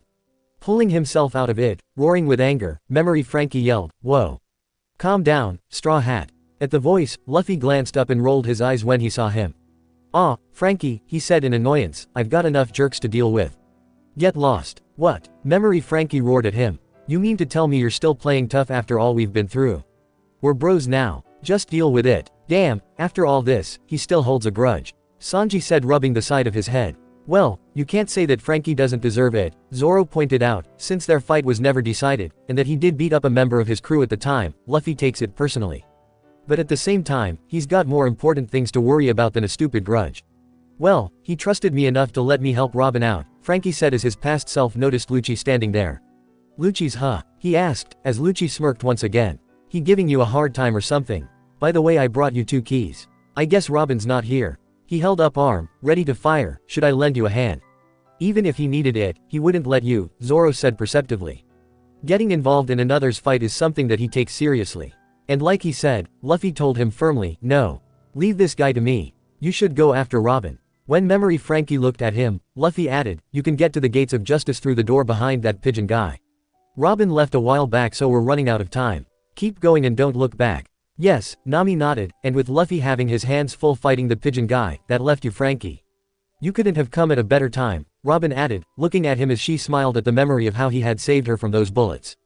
I won't complain, Frankie smirked darkly, a smirk that would make Lucci proud. If I didn't, I never would have had the chance to kick Spanda's ass.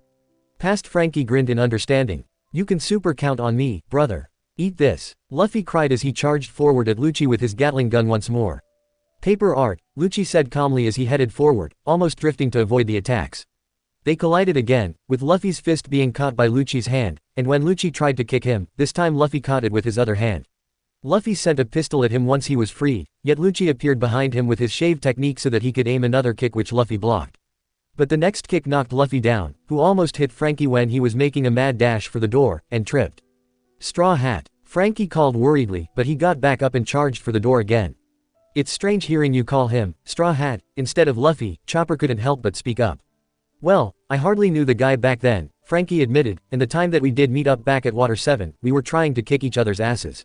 Yo-ho-ho-ho, it's strange how this stuff works out, Brook said, but there wasn't much amusement in his voice. Meanwhile, Lucci was now going after Frankie by kicking out several Tempest kicks. Frankie tripped again, but the smile on Lucci's face faded when Frankie came running out of the cloud of dust before he held up his left arm and fired at him.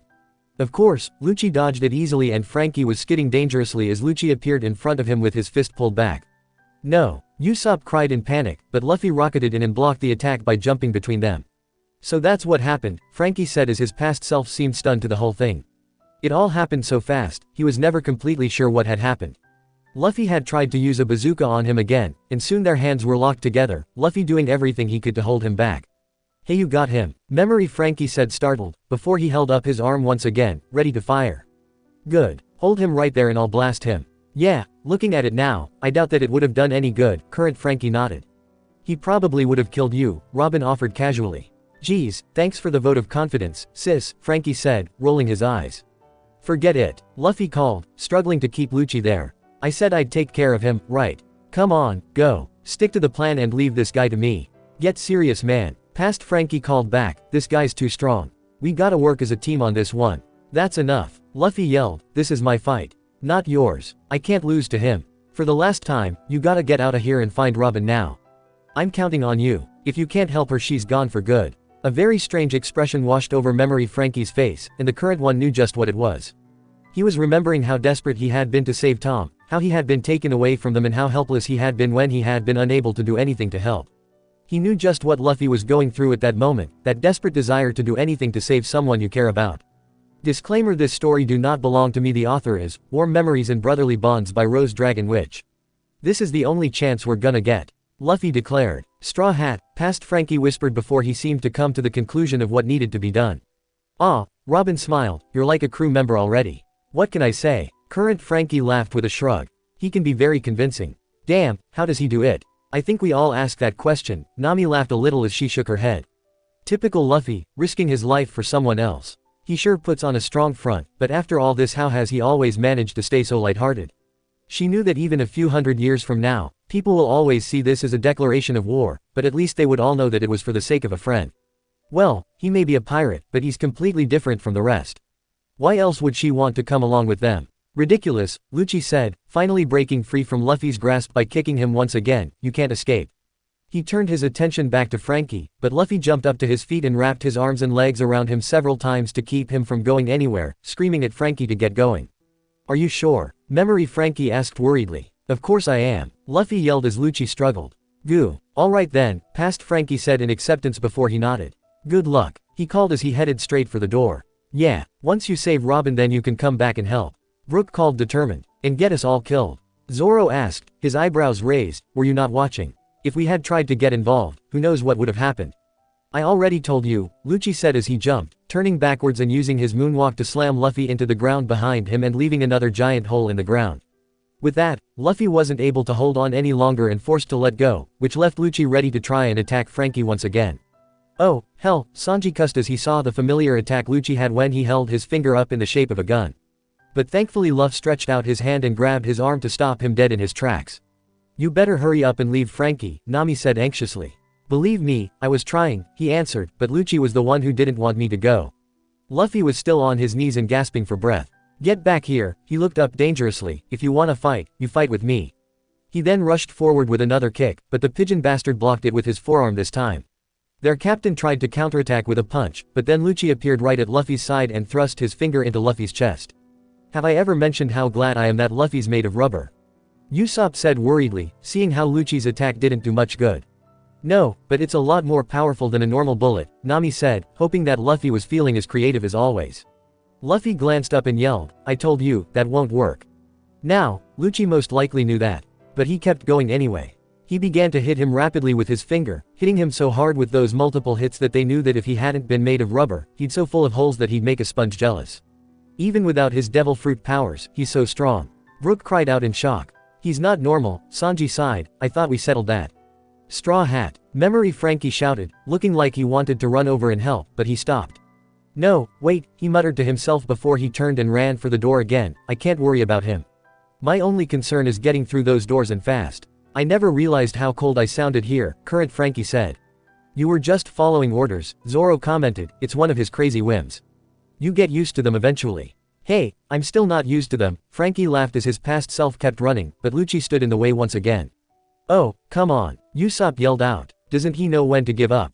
He's scaring me. I guess not, Nami cried out. It is no use, Lucci said forebodingly. There's no way you'll ever get past me. We'll just have to see about that, won't we? Memory Frankie yelled as he raised his arm. Strong, he began, but Lucci had already put up his iron body before Frankie finished hammer.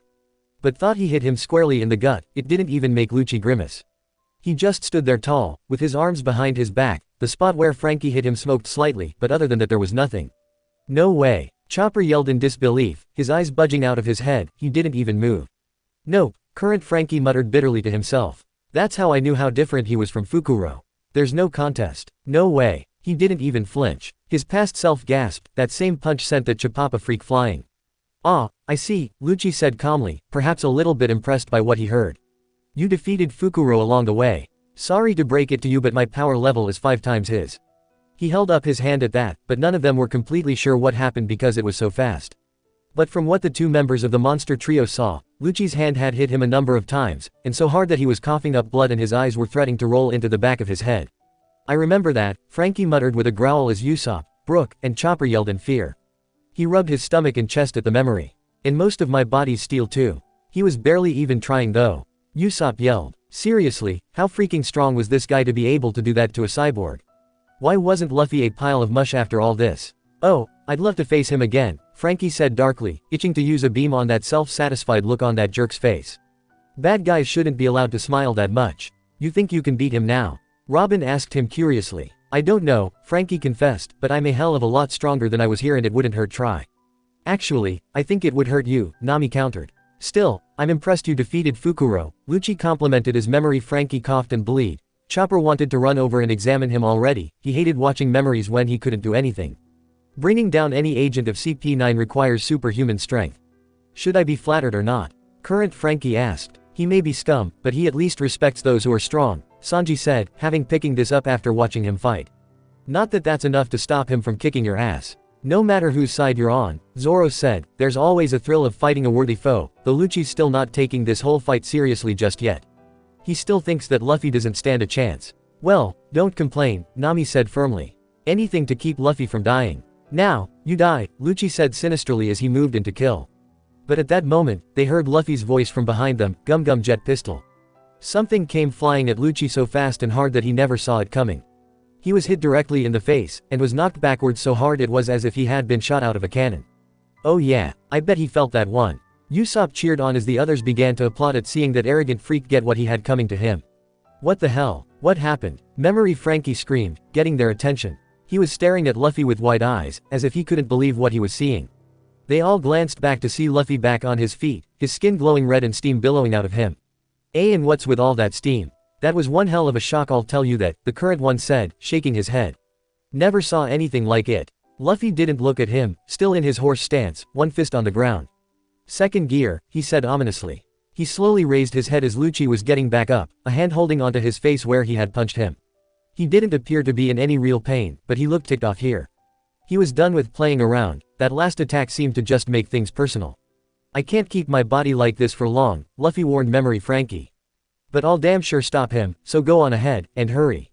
Robin's waiting. Past Frankie still seemed to be in shock before he snapped out of it, remembering what was going on. Right, he yelled, holding up a hand, you got it. I have no idea what you're doing, but keep it up and finish him. Why do I get the feeling you just wanted to get out of there? Sanji asked him, though he already seemed to know the answer to it. Hey, this was some freaky stuff, Frankie reasoned. Awesome, but freaky. Memory Frankie headed to the door again, but through the smoke, Lucci finally got serious by turning into his monstrous leopard form. It was bad enough to see it at the Galila mansion, but he was just as terrifying here as he was back then. Chopper, Brook, and Usopp all hugged each other as they stared up at him as Nami moved backwards to stand behind Zoro and Sanji. Even though they knew that Lucci wasn't really here, even though they knew they weren't in any real danger, seeing him standing there with his glowing red eyes made most of them feel a little sick with fear. I said you'll never get past me, Lucci growled like the beast he had become, or perhaps had always been. Didn't I? Yeah, but since when do pirates need to ask for permission to do anything? Zoro demanded. Ah, another guy with devil fruit powers. Past Frankie screamed in terror, and his current self was a little embarrassed at that. Not that he fully blamed him for it. His power level just hit the roof now. First, thing first. Time to die, Frankie. Lucci said evilly before he disappeared. Memory Frankie and all of them were staring around, trying to find him, but Sanji and Zoro spotted him just above Frankie, and Luffy obviously must have seen him too. Jet whip. Luffy yelled as he kicked Lucci, knocking him right into the wall. Now growling in irritation, Lucci swiped at the air as he got up, and Luffy had landed.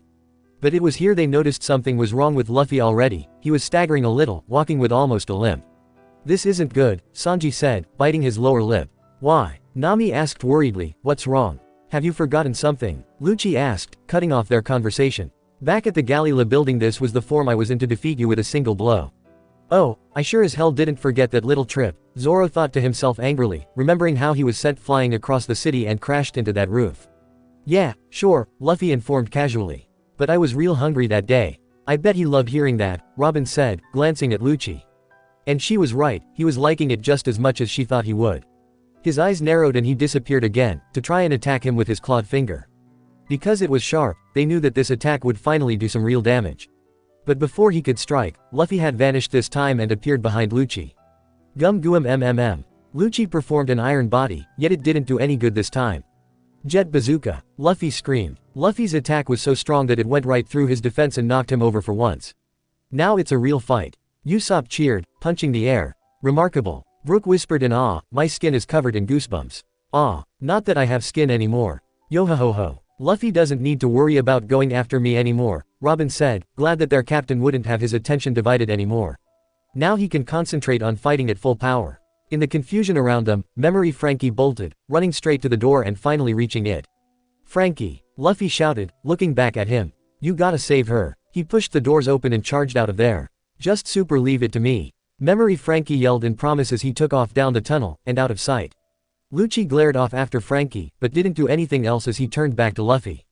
Strange, you think that he'd be going after me, Frankie muttered, thinking of how hard that he worked to keep anyone from reaching that door.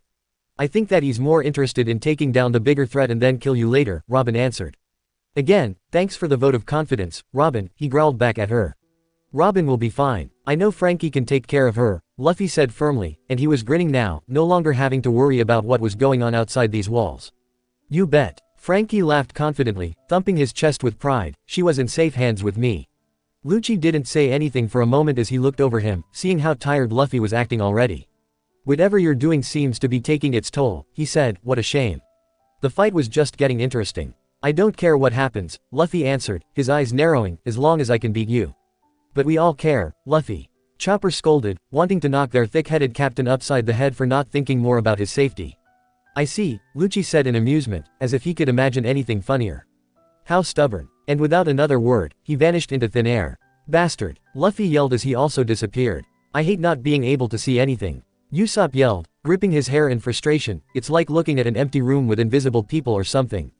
You know they're there, but you can't see them. It's driving me crazy. Then get to work learning hockey, Sanji offered, able to keep up with them both. Give me a break. He yelled back at him, it took even you guys 2 years to learn it. What hope do I have? But though they couldn't all see what was going on, the room was still taking a beating. The attacks and just the after effects of the fighting was tearing it apart. Zoro and Sanji were able to see Luffy hit Lucci with a jet whip, knocking him into the wall behind him, and causing the others to yell in shock at seeing him implanted in the wall seemingly out of nowhere. Luffy suddenly reappeared as he landed, breathing hard, and looking worn out as if he had been in the sea. Before they could really register what was going on, the room started to shake a little, as if there was some kind of avalanche going on outside. But Robin looked up, and felt a pang of fear inside her as she stared up, to a hole which led to an upper floor. These shockwaves were most likely the reverberations of the Buster Call starting to warm up. We're running low on time, she said nervously. The battleships are here. Damn, Zoro cursed, glancing back at the fight, I thought that booming sounded familiar. Yellow Lotus. Lucci yelled and he used his clawed finger to try and impale Luffy several times at once. Luffy was able to dodge them, before jumping out of his range, and doing a jet stomp when he was above him. With no other choice, Lucci did a rather clumsy dodge and landed in what was left of the crates. Why would anyone be keeping empty crates down here? Chopper asked wonderingly. I think we've got more important things to worry about than that, Nami said as Luffy stopped again to take a few deep breaths. Lucci threw the crates that had been on top of him, against the wall. They shattered as he got up, looking at Luffy with a strange look of realization on his face as if he had figured something out. The two fought for several more minutes, but with every second, Luffy was becoming slower and more tired. Luffy, Chopper said worriedly. He knew that his gears were hard on him, but this only proved it. He had already spent a much longer time with this power than he did in his battle with Blueno. And they were nowhere near the end of it either. This isn't going to be serious, is it? Nami asked anxiously. But Chopper didn't seem to be able to answer her as he stared ahead. Their fists clashed together again, and Lucci was flying backwards as Luffy landed on his feet. Yet Lucci got back up and went flying at him, with Luffy forced to use another jet pistol to knock him back. Both of them hit the floor, and to their horror, Luffy couldn't hold onto his second gear form anymore and he returned to normal, breathing harder than they had ever seen him before. Luffy-san, Brook cried out fretfully. I figured as much, Lucci said as he got back to his feet and held onto his stomach where Luffy's last punch had hit him. It's like you're doping yourself with your own blood. You use your legs like pumps to accelerate your blood flow. Good thing you're not an ordinary human. That kind of blood pressure would be enough to make your heart burst. But since your internal organs are made of rubber, you can handle it. A technique that only someone like you can use. That sounds more painful coming from him than when you explained it, Chopper, Nami shivered, hugging her arms. But he is clever if he was able to figure all that out by just watching, Chopper muttered under his breath, now biting on his hooves as he quickly remembered how badly hurt that Luffy was after they escaped. Meanwhile, most of us didn't know a damn thing about it until now, Zoro said irritably as he began to pace around, itching for something to do. He hated all this watching and not be able to slice anything up. When next that slime thing showed up, he was going to hack it to pieces. Damn, they still didn't know what they were supposed to do here on this ghost island or whatever it was. Why did they ever come to this stinkin' island in the first place? But that doesn't mean you should, Lucci went on, it's obvious you're pushing your body too far. And I doubt you can take much more. Not very clever are you? You're shortening your lifespan just for a few minutes of strength. Chopper felt ears burning at his eyes as he looked away, knowing that it was all true. Is that true? Brook cried out, and if he still had eyes they would be bursting out of his head. Is Luffy-san killing himself here? I told you, Chopper yelled out, and they could hear the sound of hurt helplessness in his voice. It's not as hard on his body now as it had been here, but he's still destroying it when he puts himself into this state. It might not do much to him now, but it could have long-term damage later on. He could end up shortening his life. They stared at him before they all decided. Even if they had to beat his head in, they weren't going to let him use second gear unless he had no other choice. Yeah, it was powerful, but risking his life like this wasn't worth it all.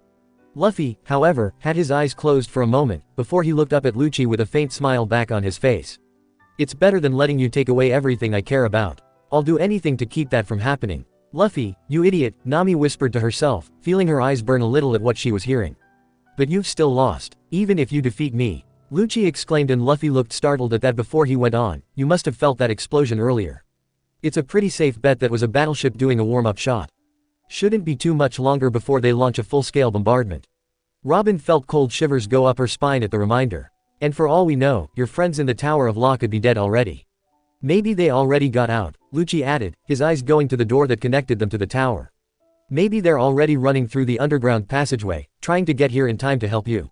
And at those words, a sinister smirk appeared on his mouth again, one that could only mean one thing, it wasn't good for them. And without warning, Lucci performed a tempest kick and cut through one of the walls and water suddenly began to gush inside. You've got to be kidding me, Zoro hissed in resentment. He had tried to cut through that damn wall before and hardly made a dent. What did you do? Luffy demanded loudly, the water already rising so that it was up to their ankles. At this rate, they were going to be underwater in no time. Lucci glanced back at him. You might defeat me, he said, though he sounded like he highly doubted it, but you can't stop this seawater from filling the tunnel and drowning anyone who happens to be in there. He didn't. Brook cried out. He did. Nami yelled furiously, now I finally know where all that water came from. We almost drowned down there. Not a pleasant memory, Usopp said as Chopper nodded firmly by his side. Oh, Frankie said, so that's what happened when Kokura pulled you guys out. I wondered why you almost drowned. And it's because of Kokura that you didn't swallow all that water, Robin said in slight amusement as they all seemed to freeze at her words, with Brook looking on in confusion. They saw Kokura underwater in her real form and they fainted from shock, she added when she saw Brook's confusion. Ah, Brook nodded before he thought that over and almost ended up passing out as well. Luffy's eyes widened in horror at Lucci's words. You bastard, he said. Face the facts, Straw Hat. Nothing will go your way, Lucci said compliantly. But don't let me stop you from trying, I'm interested in seeing how far you'll go in your misguided attempt to save your little friends. Luffy's face was contorted with rage. This isn't a game we're playing, damn it. To them, it is, Sanji stated sourly. They spent most of their time toying around with them after all. If they had treated them seriously from the start, things might have ended differently. Just then, the whole room was shaking violently and they all looked around, having a good guess to what was going on. The Buster Call, Robin said through numb lips. The way that everyone talks about it, you make it sound like this attack was thought up by the devil himself, Brook whispered, gulping in fear. Not a bad guess, Robin answered, feeling her heart beating painfully in her chest. Neither Luffy nor Lucci could waste their energies worrying about the Buster Call, not since the room was quickly filling up with water. They were jumping on the wreckage from their fight, before jumping to the ledge above them. But with such little space to move, neither one could really fight. The water rose higher and higher, and they were rising up with the water. With it now practically licking their heels for a second time, Lucci glanced up and said, whether your friends die in that tunnel or not, there's no way anyone will make it here now. You bastard, Luffy screamed at him as Lucci only grinned wider. Took the words out of my mouth, Zoro said softly. He was all for risking your life for a fight, but when you get everyone else around you involved like this, that's when he drew the line. Even this room will be submerged before now, he taunted before he used the moonwalk to jump up in the air. He went right up to the hole in the ceiling and jumped up to it where it was surely above sea level, with Hattori fluttering up after him. In fury, Luffy glared up after him. You get back here now. He screamed as he stretched his arms out and grabbed a ladder before he went racing right up it. They could hear him hitting the metal hard and fast as he continued to yell out in anger as he gave chase. They glided up after him until they ended up standing in a large room, looking very much like the one below them. Is this really wise? Usopp yelled out intently. I mean, following this guy. Nope, Nami yelled, shaking her head. Then again, what other choice is there at this point? Naturally, Lucci was there waiting for him. We're above sea level now so we can finish this fight without the fear of drowning, he said as the pigeon cooed from his shoulder. You hear them, right? The rumble of the ship's cannon fire. He was right, they could hear it all. The sounds of the cannons going off and the cannonballs obviously hitting the island. Lucci was wasting no time as he started to taunt Luffy again, this time by asking him questions that he knew were bothering him. I wonder how your pirate crew is faring up there. He asked, almost in a teasing way, and Nico Robin, I wonder what happened to her. I'd be pretty concerned if I were you. Well, you're not him. Frankie yelled, looking forward to this fight more than ever. You should be more concerned about the beating you're about to get. They watched as Luffy turned his head and looked down the hole that they took, and when they looked down, they could see that it was now full of water. He sure doesn't play around, that Lucci, does he? Brook asked. This guy was nuts. I won't stop you if you want to run off and save them, Lucci said nonchalantly, but they knew that he was lying. He wasn't leaving this fight unfinished after all this. Call me cynical, Nami said, narrowing her eyes, but something tells me that he won't let Luffy go, even if he did want to leave. Luffy glanced back at him. I'm not taking my eyes off of you until you're down for good, he said, and, for the first time, Lucci seemed startled by the answer. No matter what's going on, my friends can survive anything that's thrown their way. Luffy said confidently, his head held high without any signs of worry. But, if I turn my back on you now, all you're gonna do is try to kill them. He crouched lower, ready to charge again, so I'm not going anywhere until you and I are through. Nami, Usopp, Chopper, Frankie, and Brook were all shocked by his confidence in them, their eyes bursting out of their heads, their jaws wide open, but then they all turned red. It made them feel all warm and fuzzy inside like they slipped into a warm bath. The rest of them were all touched by Luffy's confidence, and for some reason had the urge never to let that assurance go to waste. Even though he knew that could be in danger of the water, he kept fighting Lucci because he was sure they could manage on their own and that if he let that pigeon-loving freak go, who knows how many of them could have been killed. The room was shaking once more, pieces of the walls around them were starting to crack. But everyone was focused on the fight. Finally, Lucci cracked a smile and chuckled a little. But it was different this time, it sounded more impressed than belittling. You got some determination, he said, it is almost a pity that you are on the wrong side of the law. If only a certain idiot could have heard you. Although, let's see if you can back up those big words. Wow, Chopper said in awe, even he complimented him. It just seemed completely out of character for Lucci to say anything like that. Up till now, he's done nothing but demoralizing or taunt them. He's impressed with Luffy here, Sanji explained with a smile, though it wasn't a happy one. He should be. He's showing him that we have more trust in each other than they ever will. And I'm guessing that the certain idiot that he's talking about can only be. Zoro stated knowingly. Spanda, Frankie said, rolling his eyes. Please, that coward could never be a real leader. He couldn't do one thing on his own. It's gonna turn out the same whether you live or die. Lucci declared, yelling at the top of his lungs as they threw themselves at the other once again. The battle was becoming more vicious the longer they watched. Both of them were punching and blocking, still as even as they had been before. Each punch they felt shake the room. At one point, when Lucci threw one, Luffy was forced to jump back to miss it, but then Lucci kicked him into the air, before he appeared above him and kicked him down to the ground with his knee. I don't care if he's rubber or not. That still had to hurt. Frankie yelled as Lucci dove after him, with his clawed finger raised. Finger pistol. Luffy almost danced out of his way, but Lucci sent another tempest kick, though this time he used his tail, so that it looked just like a spiral flying at him. They saw Luffy's eyes widen in horror before he got hit right in the stomach. Why didn't he move? Usopp cried out. Dummy, how can he move when he's in the air like that? Nami yelled as the crashing and destruction around her was so loud that it was hard to hear anything. Not just that. Zoro yelled, biting his lower lip, Luffy's just too tired. His second gear took a lot more out of him than we thought. Lucci was far from over as he appeared behind Luffy again. You really think you can defeat me? He screamed as raised a leg for a kick from behind. Thankfully, Luffy recovered enough to stop the kick with his own leg, having it stretch around to trap Lucci. I can't protect anyone unless I do. Luffy screamed. Now gum rifle. And he then slammed his twisted up fist into Lucci's chest. It looked like it would work this time, but Lucci had already used his iron body to stop it, actually puffing out his chest, and Luffy's attack rebounded so that he was forced back, skidding on the ground before he had to stop and catch his breath. This is a whale of a duel. Brook cried out in shock as most of the others screamed and cheered out words of encouragement. Lucci began then disappearing and then reappearing in front of him, and before Luffy could move, he wrapped his tail around his neck and lifted him off the ground. No! Chopper screamed out in terror, about to run in and help until Robin held him back and shook her head, silently reminding him that there was no point. Chopper looked ready to start crying as he tried to fight her off and run anyway, but Robin wouldn't let go. Even though you're going to die, you did well to make it this far against the world government, Lucci said with that sadistic grin, tightening his tail so that Luffy couldn't breathe. Still, you're no different from any other pirate I've thought. You've got guts, but it takes more than that to defeat someone like me. Hell, it took a lot more than guts to get us this far. Sanji roared in anger, wanting to drop kick that stupid kitten for all that he was doing. Luffy was rasping for air, before he started to spin the lower half of his body rapidly like a propeller. His feet touched the floor and then he grabbed Lucci's tail before he let himself unwind. Not seeing this coming, Lucci wasn't able to do anything before he was spun around like on a merry-go-round. And when he finally let go, gum pistol, Luffy shouted punched fiercely. Lucci recovered from the ride and vanished to avoid getting hit. Luffy charged again, before Lucci smirked and held up his clawed hands, which glinted in the light. They weren't completely sure what happened, but all he had to do was flick his thumb, and shot some kind of bullet at Luffy, and this time, they saw blood fall and Luffy crying out in pain.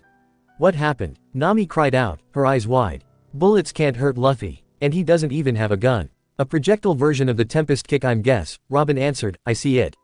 He's using his claws to compress air and then fire them. And since they're made of sharpened air, they're able to work on Luffy, Chopper said his eyes wide. Lucci was only getting started. He flew across the room and continued to shoot at Luffy from every angle, and with Luffy so exhausted at this point, he couldn't do anything but try to protect himself. By the time that he was brought to his knees, Lucci reappeared in front of him and held out his arm, his other hand holding onto his wrist tightly.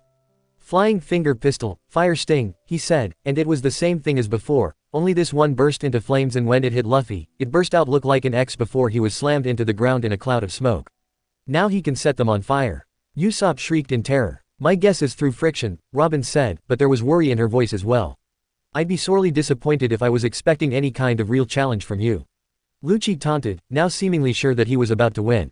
I bet you wasted all of your strength on those leg pumps earlier, didn't you? But through the cloud of dust, they could see Luffy back in his horse stance, and looking ready to keep going. No, Chopper yelled, terror going through him, he can't use his second gear again after all this. Even if he did, we wouldn't be able to do anything about it now. Zoro called, so you were looking for a real challenge, huh? Well, I got one more trick, Luffy said, with that same glint in his eyes that only meant that he was about to do something stupid. He bit down on his thumb. Just remember this was your idea. Huh, third gear. He then stretched his arm out as he took a deep breath and blew into his thumb. Bone balloon. Balloon? Lucci questioned, looking baffled by that. Is this move hard on him too? Usopp asked Chopper quickly. No, Chopper answered, at least it's not doing the same kind of damage to his body that second gear does. But the side effects. Yeah, imagine being stuck like that when up against your enemy, Sanji said, and he pulled out his last cigarette and lit it, unable to help himself anymore. He took a deep puff on it and at once he could feel some of his tension fade away. Usopp thought about being stuck in a shrunken down version of his body, and up against a great big shadow for an enemy before that turned white as a ghost. His home village had been right, his imagination was a bad thing. The power to moves from one bone to another, Luffy explained as he moved the air to his chest and then to his left arm. Take a look. My left arm is now the arm of a giant. Cool, Frankie yelled, his eyes wide, and knowing that they were in for a big boom. Luffy threw his arm back and threw his punch. But Lucci held his ground and refused to run. You can't intimidate me with your tricks. He yelled out at him before he held up his arms to try and protect himself with an iron body. And then he was hit. The punch had been so powerful that he didn't stand a chance, and neither did the wall. The noise was incredible, destroying most of the tower as Lucci was now sent flying right through the wall as everything crumpled around them. Some of the present-day Straw Hats screamed in terror, thinking that they were gonna be crushed.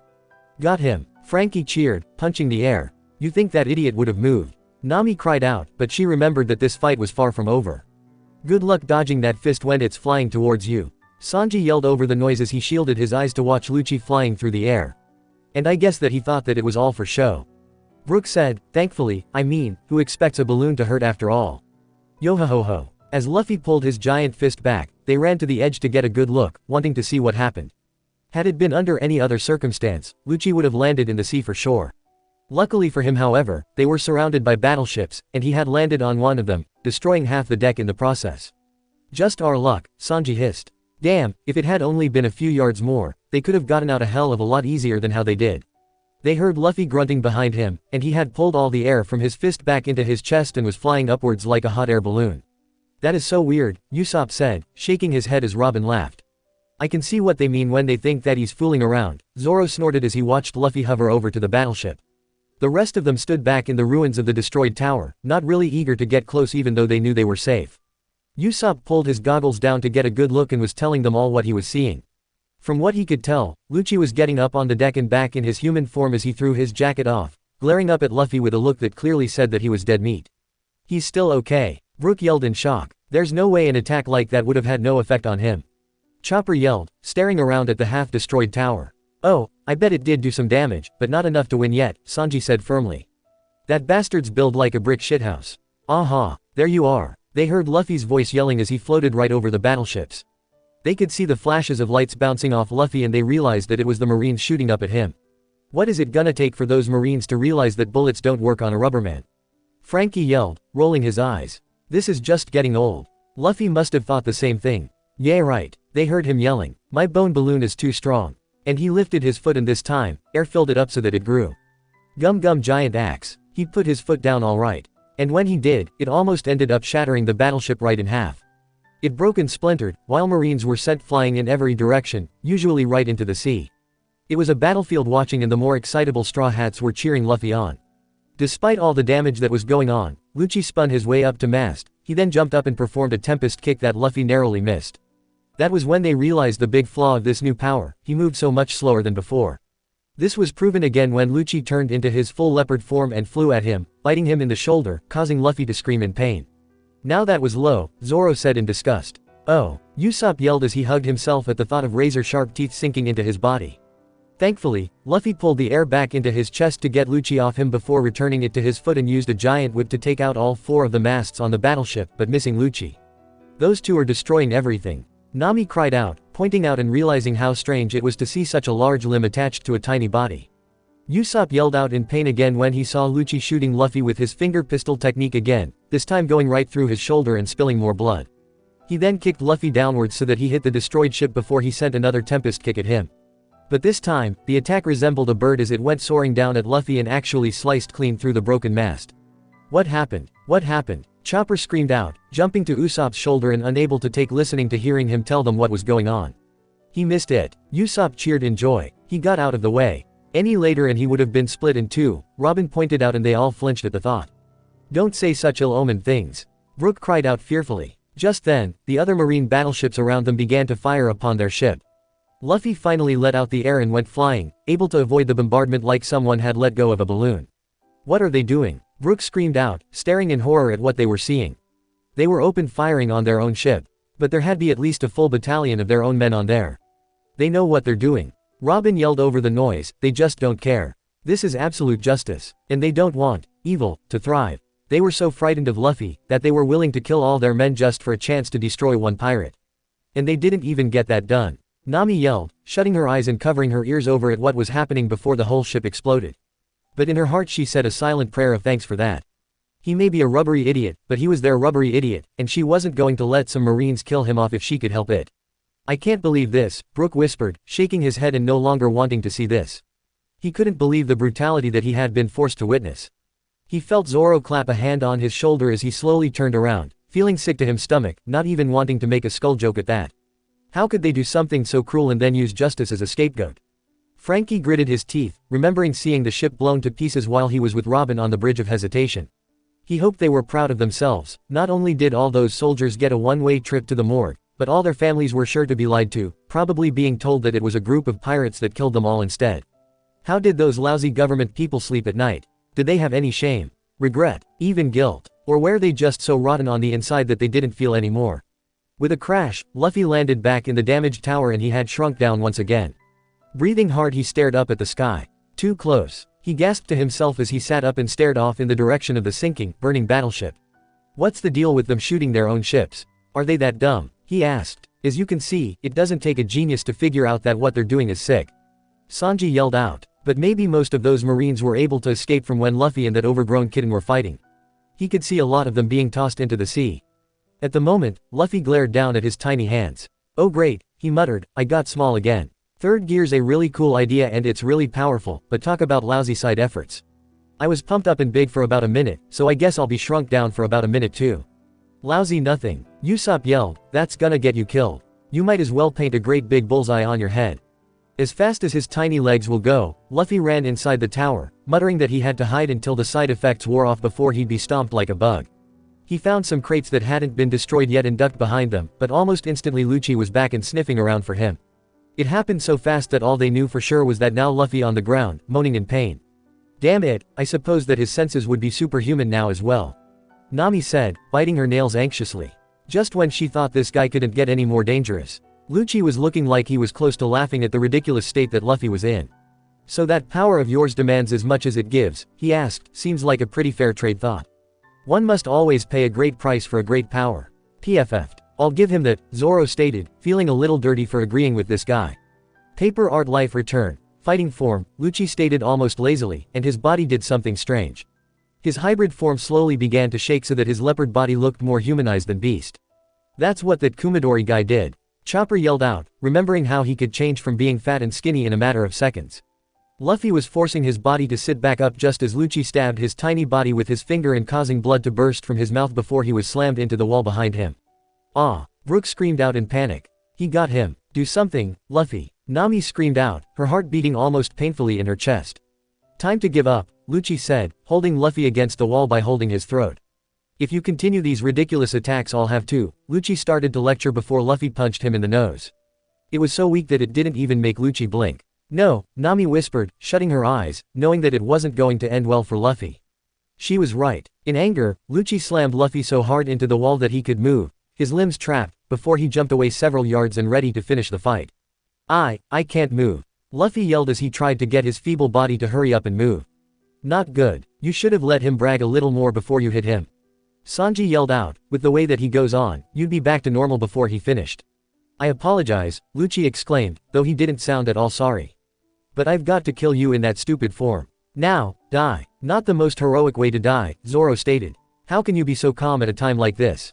Nami yelled at him, before she noticed the hand gripping his swords was shaking slightly.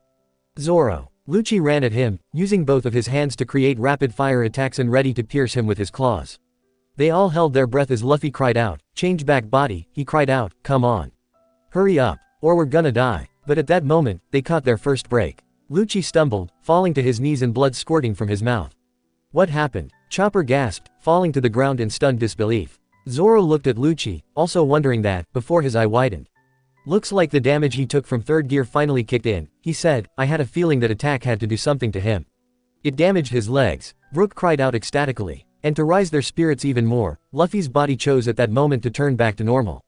Though they knew that Lucci's damaged legs didn't guarantee his victory, it bought him enough time to give him a second chance. Thank God, Nami sighed, hand over her heart. She was going to kill Luffy for putting them through all this. You see, it worked. Luffy grinned, ready for the next round now, seeing Lucci on his knees for once gave him a major confidence boost. Looks like I messed you up after all. He laughed as Lucci pushed himself back to his feet. That really messed up your legs, didn't it? Lucci glared, a muscle going in his head. I see, he growled as he panted for air, that ridiculous fighting style of yours isn't just fun and games as it appears to be.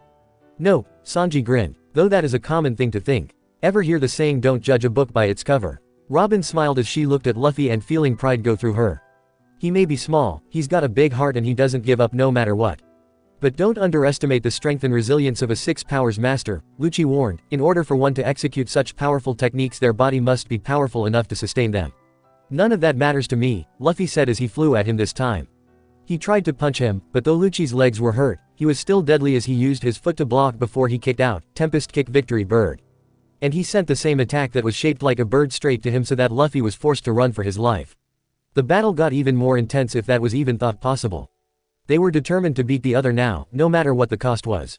Both of them were heavily damaged through how long this battle was going on, but they couldn't land solid blows and they were growing increasingly more exhausted. But to their despair, Luffy took his chance and turned so that he was in his horse stance again and pumping his legs. No, Nami cried in fear, it's too dangerous. That's Monkey D. Luffy for you, Sanji growled, does whatever the hell he wants. This is gonna be the last time, Luffy pronounced as his wounded body turned to the lobster red color and steam began to billow out of him. I won't stop until I bring you down, okay? Your body can't take this, you'll kill yourself, Lucci asked nonchalantly. What? Usopp gulped, now suddenly thinking that he had been too harsh for Luffy to get back up and keep fighting. And he wasn't the only one upset, they were all looking angry, but this time it was at Luffy they wanted to fight at that moment. Maybe, Luffy answered honestly, although it was clear to the rest of them that he honestly didn't care what happened. But I guess there's only one way to find out. Now, he said seriously, as the steam came bursting out harder than ever, second gear. If you had died, Luffy, then I'd kill you. Nami screamed at him furiously. The two glare at the other, waiting to see who would move first. But then Luffy took the first stop forward, he charged. Gum Gum Jet Pistol, he yelled as he threw a punch. Lucci jumped back in time to curve most of the damage he would have taken, and was able to bounce back for the rest of the fight. Clever, Sanji said grinding his teeth together. He jumped back so that the punch wouldn't hit him as hard. Luffy was moving around from side to side like a blade of grass moving in the wind, missing Lucci's strikes. Lucci roared in irritation as he threw a punch, making Luffy catch it before he let out the yell of fury and punched him back, only for Lucci to block it with his arm. Jet Bullet, Luffy screamed as nailed Lucci, only to follow up with his twin jet pistols and slamming into him, which left imprints of his fists in his gut when Lucci hit the wall. But the only thing that it really seemed to do was piss Pigeon Guy off. Luffy charged again as Lucci glared up at him. When he threw his arms back as he ran towards him, Leopard Man got to his feet. It's time to end this, Lucci growled through the pain, my next attack will push CP9's killing arts to the limit. The six powers extreme, he knocked a large piece of rubble off him. Secret technique, Lucci shouted as he disappeared and reappeared right up in Luffy's face. Luffy was so startled at his sudden appearance that he didn't react in time as Lucci held up his fists. Six King Pistol, it was as if Luffy had just been hit with an impact dial.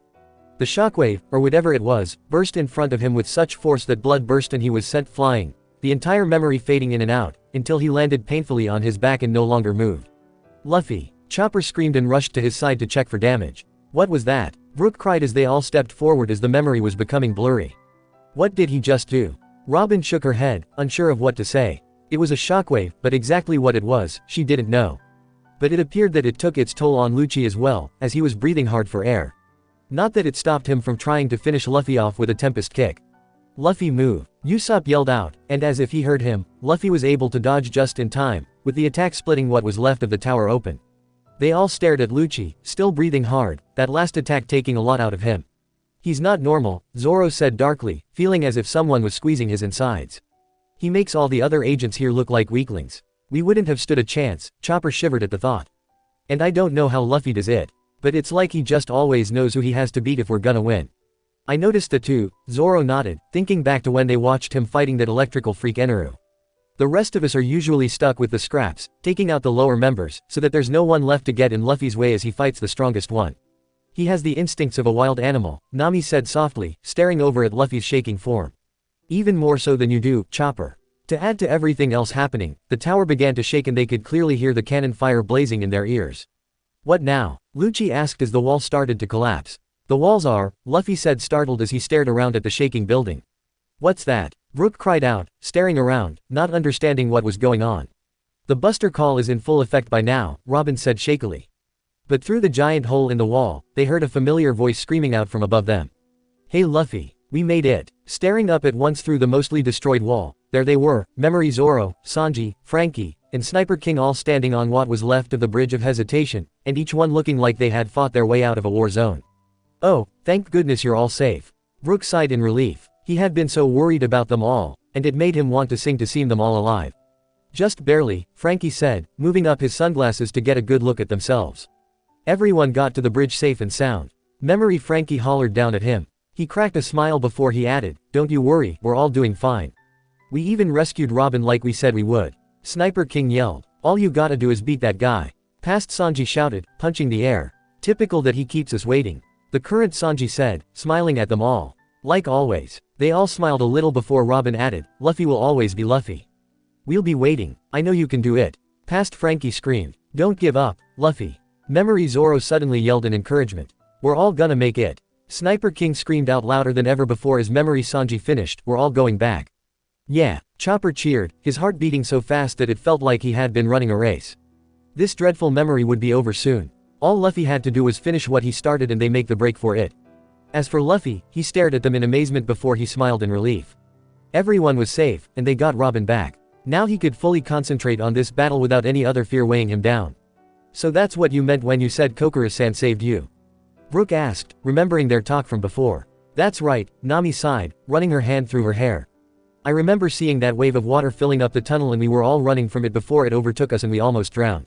She got us out of there and over to the battleship that was going to take Robin. We turned it into an escape ship." "And you all got out?" Brook asked eagerly. They all looked at each other, and Brook felt the optimism fade at that. He knew that look very well by now. It always meant that something bad was about to happen. "Well," Zoro admitted, "we got out alive, but not how we planned it." Before Brook could ask, Lucci spoke again, but he didn't seem particularly bothered. "It seems it's just as you said. They all survived. I have to admit I'm rather impressed." Luffy glared back at him as he finished evenly, "But now, I'm gonna put this little rebellion of yours to an end. I will not allow any evil to prosper in this world." "Oh, please. You're hardly what I call the picture of morals, buddy." Frankie yelled as the Memory Straw Hats began the battle on the bridge, determined to hold out until Luffy joined them. But with all the pain that Luffy was in now, he was hardly able to keep up, his attacks not doing anything near the damage they had done before, and Lucci was able to block more easily. "Come on, Luffy. Bro, I know you can do better than that." Frankie yelled again. "He's too tired." Chopper yelled, mentally kicking himself for letting Luffy push himself to this extreme. "And on top of all the damage he took from this fight, it's too much. And this is through sheer strength and endurance too," Sanji added as Usopp was biting down on a handkerchief in anxiety. "I'm starting to think this fight's never gonna end though." Brook cried out, his bones knocking together in fear. "No," Zoro said firmly, "they're both on their last legs. Neither one can keep this up for much longer. Now it's simply a matter of seeing who caves in first." "What's the matter?" Lucci taunted, when Luffy used his Gatling gun again, but was too weak to put much behind his punches. "Don't tell me that blood-pumping technique of yours is losing its edge already. It is pointless to struggle," and now he was sounding like an adult scolding a child for misbehaving. "You never stood a chance against the world government in the first place. Face the facts." "That's just what that giraffe freak said too," Zoro stated, rolling his eye. "And we don't do well with facts now, do we? Gum gum jet axe," Luffy shouted out, bringing his foot down, with Lucci dodged when he jumped into the air. "I don't care if this island is burnt to the ground," Lucci declared as Luffy went with another Gatling gun while Lucci countered with a stream of Tempest kicks. The attacks burst in midair when they collided and shook the room. "As long as that woman is wanted by the world government, I'll chase her to the ends of the earth if need be. That is the meaning of dark justice. I thought it was called absolute justice." Chopper asked in fear as he clung tightly to Robin, as if afraid that if he let go, she'd disappear. "Different names, same thing," Robin said, shaking her head. "They really think that what they're doing is all in the name of justice, but they resort to disgusting tactics to make sure that they follow through any mission they're given. I think that Lucci's well aware of the fact that he's not a hero. But he doesn't see himself as evil either." "That's all on your point of view, I guess," Frankie said, not sure what to think anymore. But even he knew that betraying someone who thought of you as a friend was the lowest thing you could ever do. And these guys betrayed, not only Iceberg, but all of Water 7. "You won't be chasing anyone." Luffy screamed out, "I'm putting an end to this right now." He disappeared and was right on top of Lucci as he attempted a jet stomp, which Lucci evaded. He then appeared at Luffy's side and put his fists up again. They knew right away what he was going to do and some of them shouted out warnings, but it was too late. Luffy didn't have time to miss it. "Six King Gun," Lucci hollered. This time, the attack was more destructive. Blood burst from Luffy's mouth like a fountain, before he was hit against the wall before he lay there without moving. They all watched in horror as Luffy was still trying to get back up, but it was as if he was drunk. He staggered, unable to really move. He was gargling up more blood as he fell to his knees in agony. And like a broken puppet he fell to the floor and lay there without moving. Nami stared, her hands over her mouth and her eyes wide. Tears began to fill up as she thought, "You idiot, just what are you trying to do? Kill yourself." No one could think of anything to say as they watched the blood drip from Luffy's mouth and pooled around his face. Still trapped in his second gear, he was rasping as if he was close to choking on the blood. The memory around them almost blacked out and they could hear a ringing noise that almost blocked out the sounds of the explosions. Someone has to do something. Brook cried out as Chopper was trying, in vain, to help Luffy, ready to stand between him and Lucci if he had to. Memory or not. Well, someone thought to do something, Zoro confessed, and no sooner did he say it did that familiar voice scream out. Luffy. Someone from the bridge had shouted. "Can you hear me? Luffy, get up." They glanced up, and through the blackening memory they could make out Memory Usopp standing there. He was a mess, but he had finally removed his mask and was standing there, looking furious. "Usopp, I didn't know, you were here too." Chopper heard Luffy croak out from next to him and tried to tell him not to speak. But he might as well told the wind not to blow for all the good it did. "Don't get the wrong idea." Memory Usopp yelled out suddenly, "I just came to save Robin, that's it, alright. I didn't come to see you or your stupid face understand me." "You idiot," Zoro snapped, giving their Usopp a hard whack over the head. "Was your damn pride worth so much to you that you said that? I don't see you doing better. That's a mean thing to do, Usopp." Chopper finished for them as Usopp seemed to become smaller and smaller. "I get it, alright," Usopp mumbled from his place on the floor. But still, he couldn't pretend that he was still a Straw Hat pirate when he knew that he wasn't. He left the crew of his own free will, and it's as simple as that. Yet, he wanted to help Robin. He just couldn't let it go down like that. He couldn't fight beside them as Usopp. No real captain would allow a deserter back even if his reasons were fair. It wasn't good for the rest of the crew and he stopped and looked up to his past self. This was still something that he needed to say. And if Sniper King couldn't get through to him, then Usopp had to. "Hey you, the CP9 boss cat." Memory Usopp hollered as he lay his new slingshot over his shoulder, "I know you hear me. From here on out, I'm your opponent. Come and get some." "Okay, you're redeeming yourself slightly in my eyes," Frankie said watching as Lucci watched him out of the corner of his eyes. "I can't tell if you're really brave here, or just nuts." "Nuts," they all said as Usopp gave each of them hard glares. "Why yeah, that's right," Memory Usopp went on, trying to taunt Lucci into going after him. "You mess with Robin, you mess with me too. Now listen and listen good. I'm a fearsome pirate, a warrior among warriors, and I command an army of over 8,000 men. I am, the great Captain Usopp." "Yeah, something tells me that's not gonna work," Nami said, shaking her head. "Were you trying to get yourself killed?" "I just wanted to give Luffy the right motivation," Usopp mumbled. "I knew that he'd never let this fight end like this without a good excuse to get up." Lucci was unimpressed as Usopp continued to go on about how great he is. Lucci spat on the ground. Finally, he crossed the line when he yelled out, "Now come up here and fight me if you got the guts. Or are you just a scaredy cat?" His eyes narrowed in hatred. Now forgetting about Luffy, he began to stroll over to the ledge and jump up to the bridge. "No, wait, hey, get back here, you leave him alone," Luffy said quickly, fear in his tone. "This is between you and me, got it? You've already lost, I have no business with you," Lucci stated, hardly glancing back. "I'm going to kill every last one of them. And save you for last so that you can watch it for last." "He's horrible," Brook whispered fearfully. "Yeah, a true sadist," Zoro frowned as Luffy was now trying to move again, growling in silent rage.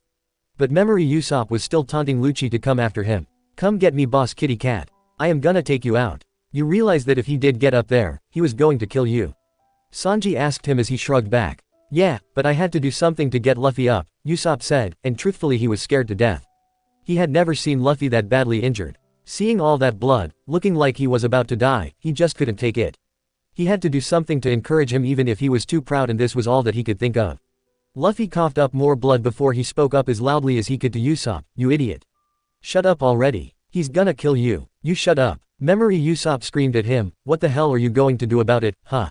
You're almost dead. You think that you would have said that in a gentler way?"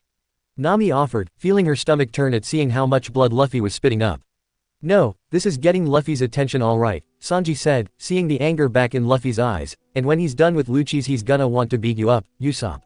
"Not in that state," he answered back, "but if it got him up again, I'd be happy to take a beating from him."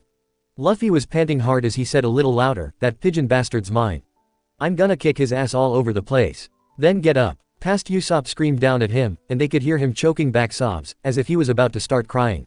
"Show him what you're made of. Stop coughing and laying around like you're about to die." "I'm sure he's not doing this because he's enjoying it, pal," Frankie pointed out before he froze.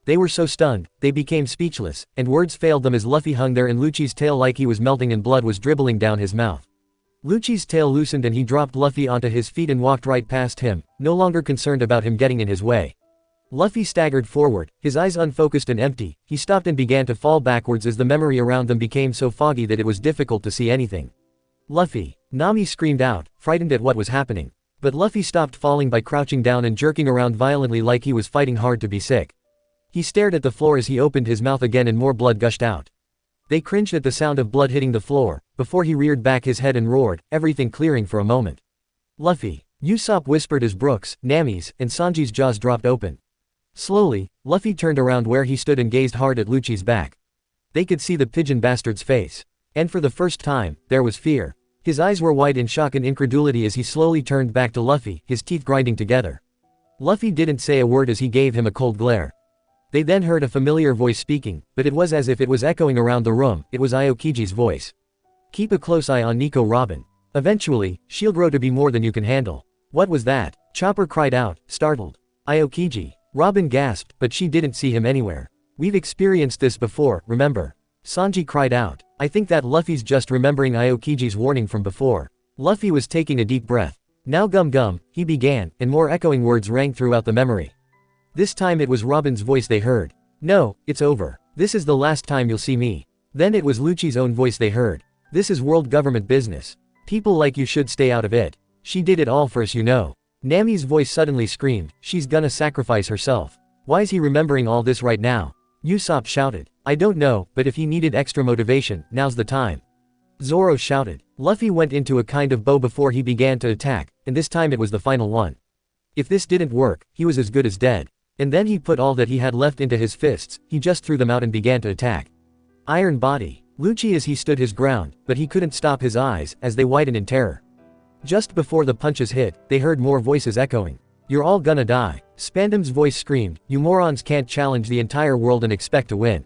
So long as that woman is wanted by the world government, Lucci's voice echoed across the memory, I'll chase her forever.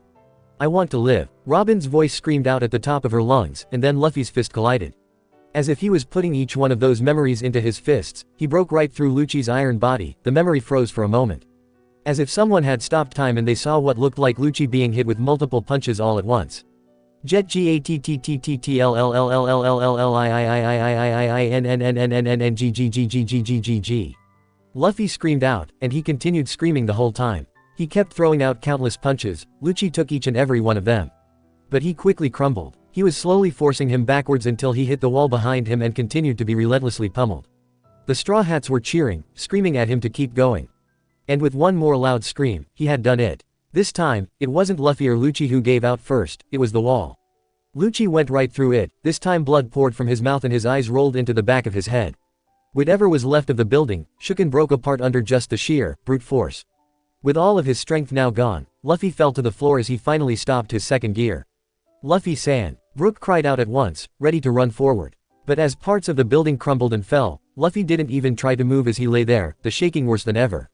Now, that had to hurt, Sanji whispered in amazement. Finally, Zoro said, unsure of what else to say. But what happened? Brook cried out in shock as the dust began to clear. But the first thing that any of them heard was a marine yelling over speakers. Attention all ships, I have an urgent report. Just now, Rob Lucci, the most powerful agent of CP9, seems to be lying face down and unconscious in the first tower. I repeat, Rob Lucci has just been defeated by Straw Hat Luffy. Oh yeah, Usopp screamed out as he, Chopper, Frankie and Brook all jumped with joy. Nami hugged Robin, who laughed, and Zoro and Sanji smirked. Now they had all been aware from the start that Luffy won, but to see it all happen, to know that a mere crew of 6 pirates plus Frankie took out CP9, declared war on the world, and escaped to tell the story was mind-blowing. There was shouting and screams of shock calling from the Marines, but their focus was solely on Luffy, who had managed to roll over onto his back so that he could breathe. They went to his side at once, breathing sounded almost painful coming from him. But still, he was able to speak, rasping out, it's over, we should be okay now. Yeah, thanks to you, Captain, Nami said, wiping a tear of relief from her eye and laughing a little. But I'm going to give you the beating of a lifetime if you scare me like that again, you idiot. You're so awesome, Luffy. Chopper cried out in amazement. That finishing move was just the coolest thing he'd ever seen. Yo-ho-ho-ho. I too was amazed. My eyes almost popped right out at seeing it all. Not that I have eyes to pop out of in the first place. Yo-ho-ho-ho. Brook laughed happily. Luffy then took a deep breath and he shut his eyes as he screamed out at the top of his lungs, "We're all going back TOGGEETTTTHHHHHERRRRRR. Rob BBBBIIINNNNN." And it was here they knew that every single person had to have heard his words. There was no chance that anyone, especially Robin, missed it. There Robin smiled, tears filling up her eyes at seeing all this again. Luffy and everyone in this crew had become such a precious part of her. The last 2 years of being away from them was more painful than anything else she had expressed. Every single day seemed to stretch on forever. It had been almost painful, and she realized now why that was after seeing these memories. It was because she had found the reason why she lived in this world, the reason she found hope for a life that most would have given up on a long time ago. She wanted to see, not just the new world, but everything. She wanted to be by her crew's side forever and sail even beyond death if that was remotely possible. All she knew, all she cared about, was that she wasn't afraid anymore. She was never going to give up hope again. Though her heart still ached at the loss of Ohara and everyone there, she was able to smile and laugh again thanks to a tiny band of pirates. The reason she lived was for them. That was a per ending to the fight. Frankie yelled, striking a pose. That dumb cat never saw what hit him. He did. He just couldn't do anything about it. Sanji roared with laughter, his heart feeling lighter than it had for a while now. His cigarette now almost used up from all the puffing he had to do to calm himself during the battle. Luffy was still breathing hard, but a bit smile spread across his face while they heard Memory Usopp screaming out in the distance. He won. Luffy WOOOOOONNNNNNNN.